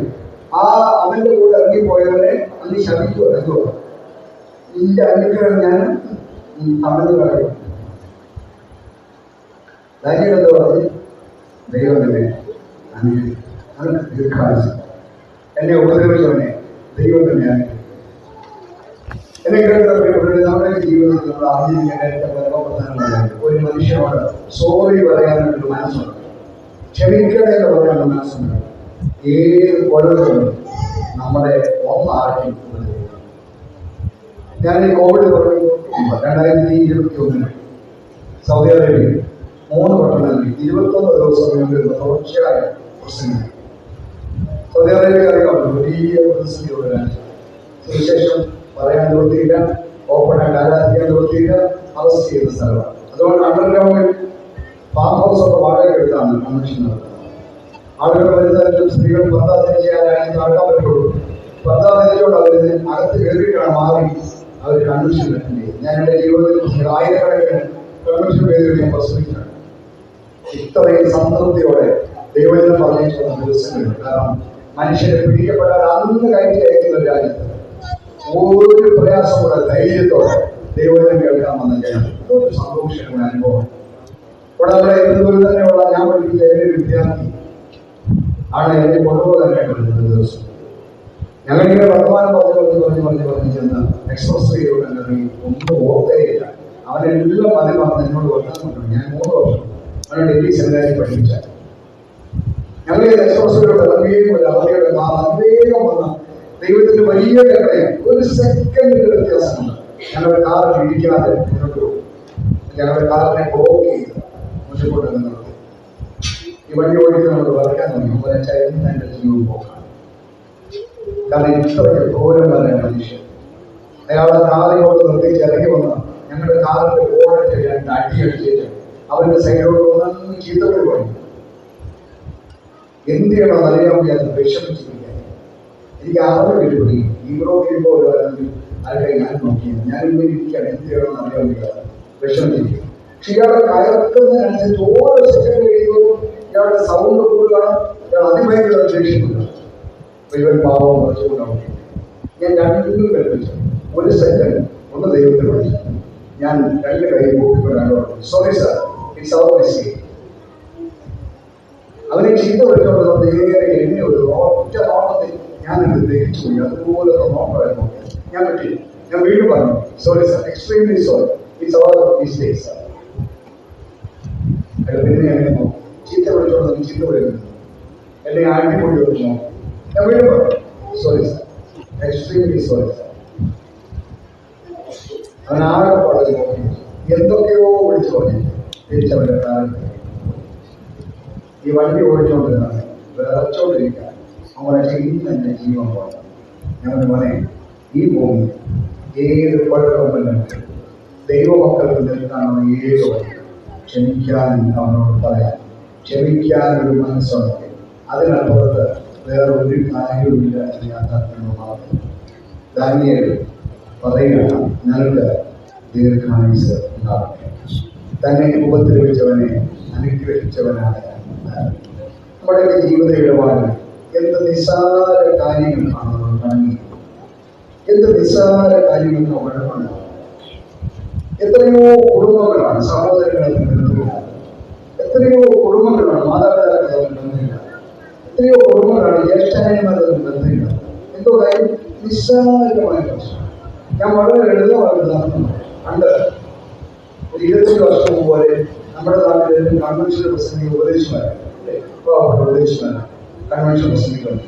ഇപ്പൊ ഈ പ്രസംഗമൊക്കെ അച്ഛന്മാരെ അടിച്ചു മാറ്റി അധിക കാലമൊന്നും ആയിട്ടില്ല.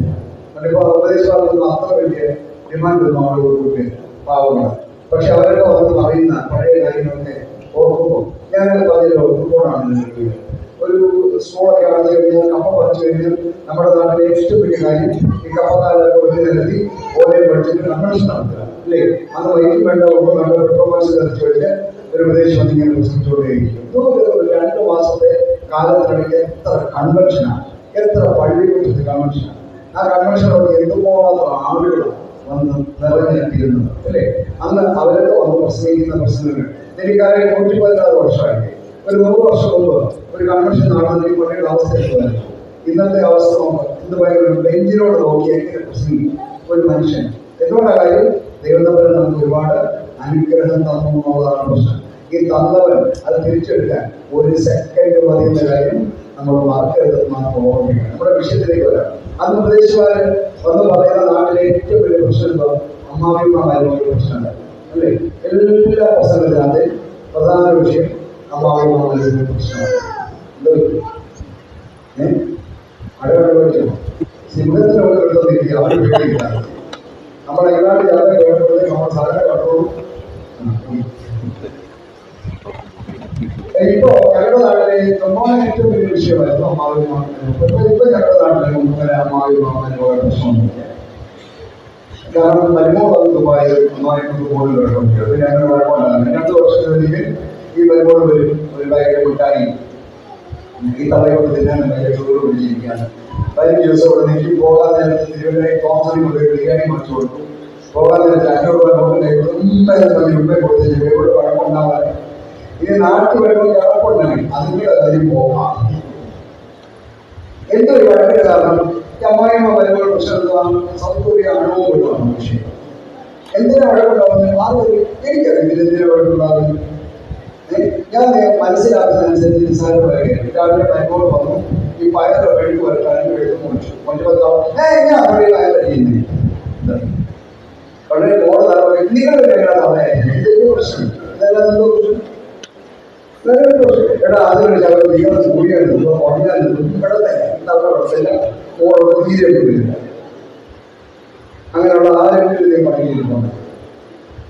നാളെ രാവിലെ പയറ് വെഴുക്ക് വരാനെടുക്കണം. അപ്പൊ നിങ്ങളുടെ തലവരും ഇങ്ങനെ അതുകൊണ്ട് അറിയുന്നത് അമ്മച്ചി ദൈവം അനുഗ്രഹിക്കട്ടെ. നിങ്ങളുടെ വീടിന്റെ അവസ്ഥ ഞാൻ അമ്മച്ചി ഇന്നലെ ഈ പെണ്ണത് എനിക്കങ്ങനെ പഠിക്കാൻ അന്വേഷിച്ചു തിരിച്ചു പറയുമ്പോൾ ഇവിടെ തന്നെ തേങ്ങ പറയുമ്പോൾ അവർക്ക് എന്തോ പറ്റി എന്നൊരു വ്യത്യാസം. ഈ ഒരു ചേഞ്ച് അച്ഛൻ പറഞ്ഞോട് ഓർമ്മയുണ്ടോ? ഈ ഒരു ചേഞ്ച്, ഈ ഒരു ട്രാൻസ്ഫോർമേഷൻ, ഈ ഒരു മാറ്റം ജീവിതത്തിൽ ഉണ്ടായാലേ ഇന്നിവിടെ വന്ന് കുത്തിയിരുന്നത് കൊണ്ട് ഒരു പ്രയോജനം. നമ്മളെ ആരെങ്കിലും എന്തെങ്കിലും പറഞ്ഞാൽ ഞാനൊരു കാര്യം ഗ്യാരണ്ടിയുണ്ട്. ഏത് ഭദ്രകോടികളായാലും ദൈവം അനുഗ്രഹിക്കണമെന്ന് പറഞ്ഞാൽ ഒരുവിധപ്പെട്ടതൊക്കെ അടങ്ങും. പിന്നെ അടങ്ങാത്ത ദൈവോട് അച്ഛനോട് ഏറ്റു ചോദിച്ചാൽ മതി. കൊണ്ട് കുടിച്ചിട്ട് നിർത്തിയിട്ട് കാര്യമില്ല. ഈ ഭൂമിയുടെ പരപ്പ് നിർത്തിയിട്ട് കാര്യമില്ല. കമ്പനിക്കാരെ കുഴപ്പമുണ്ടാക്കാൻ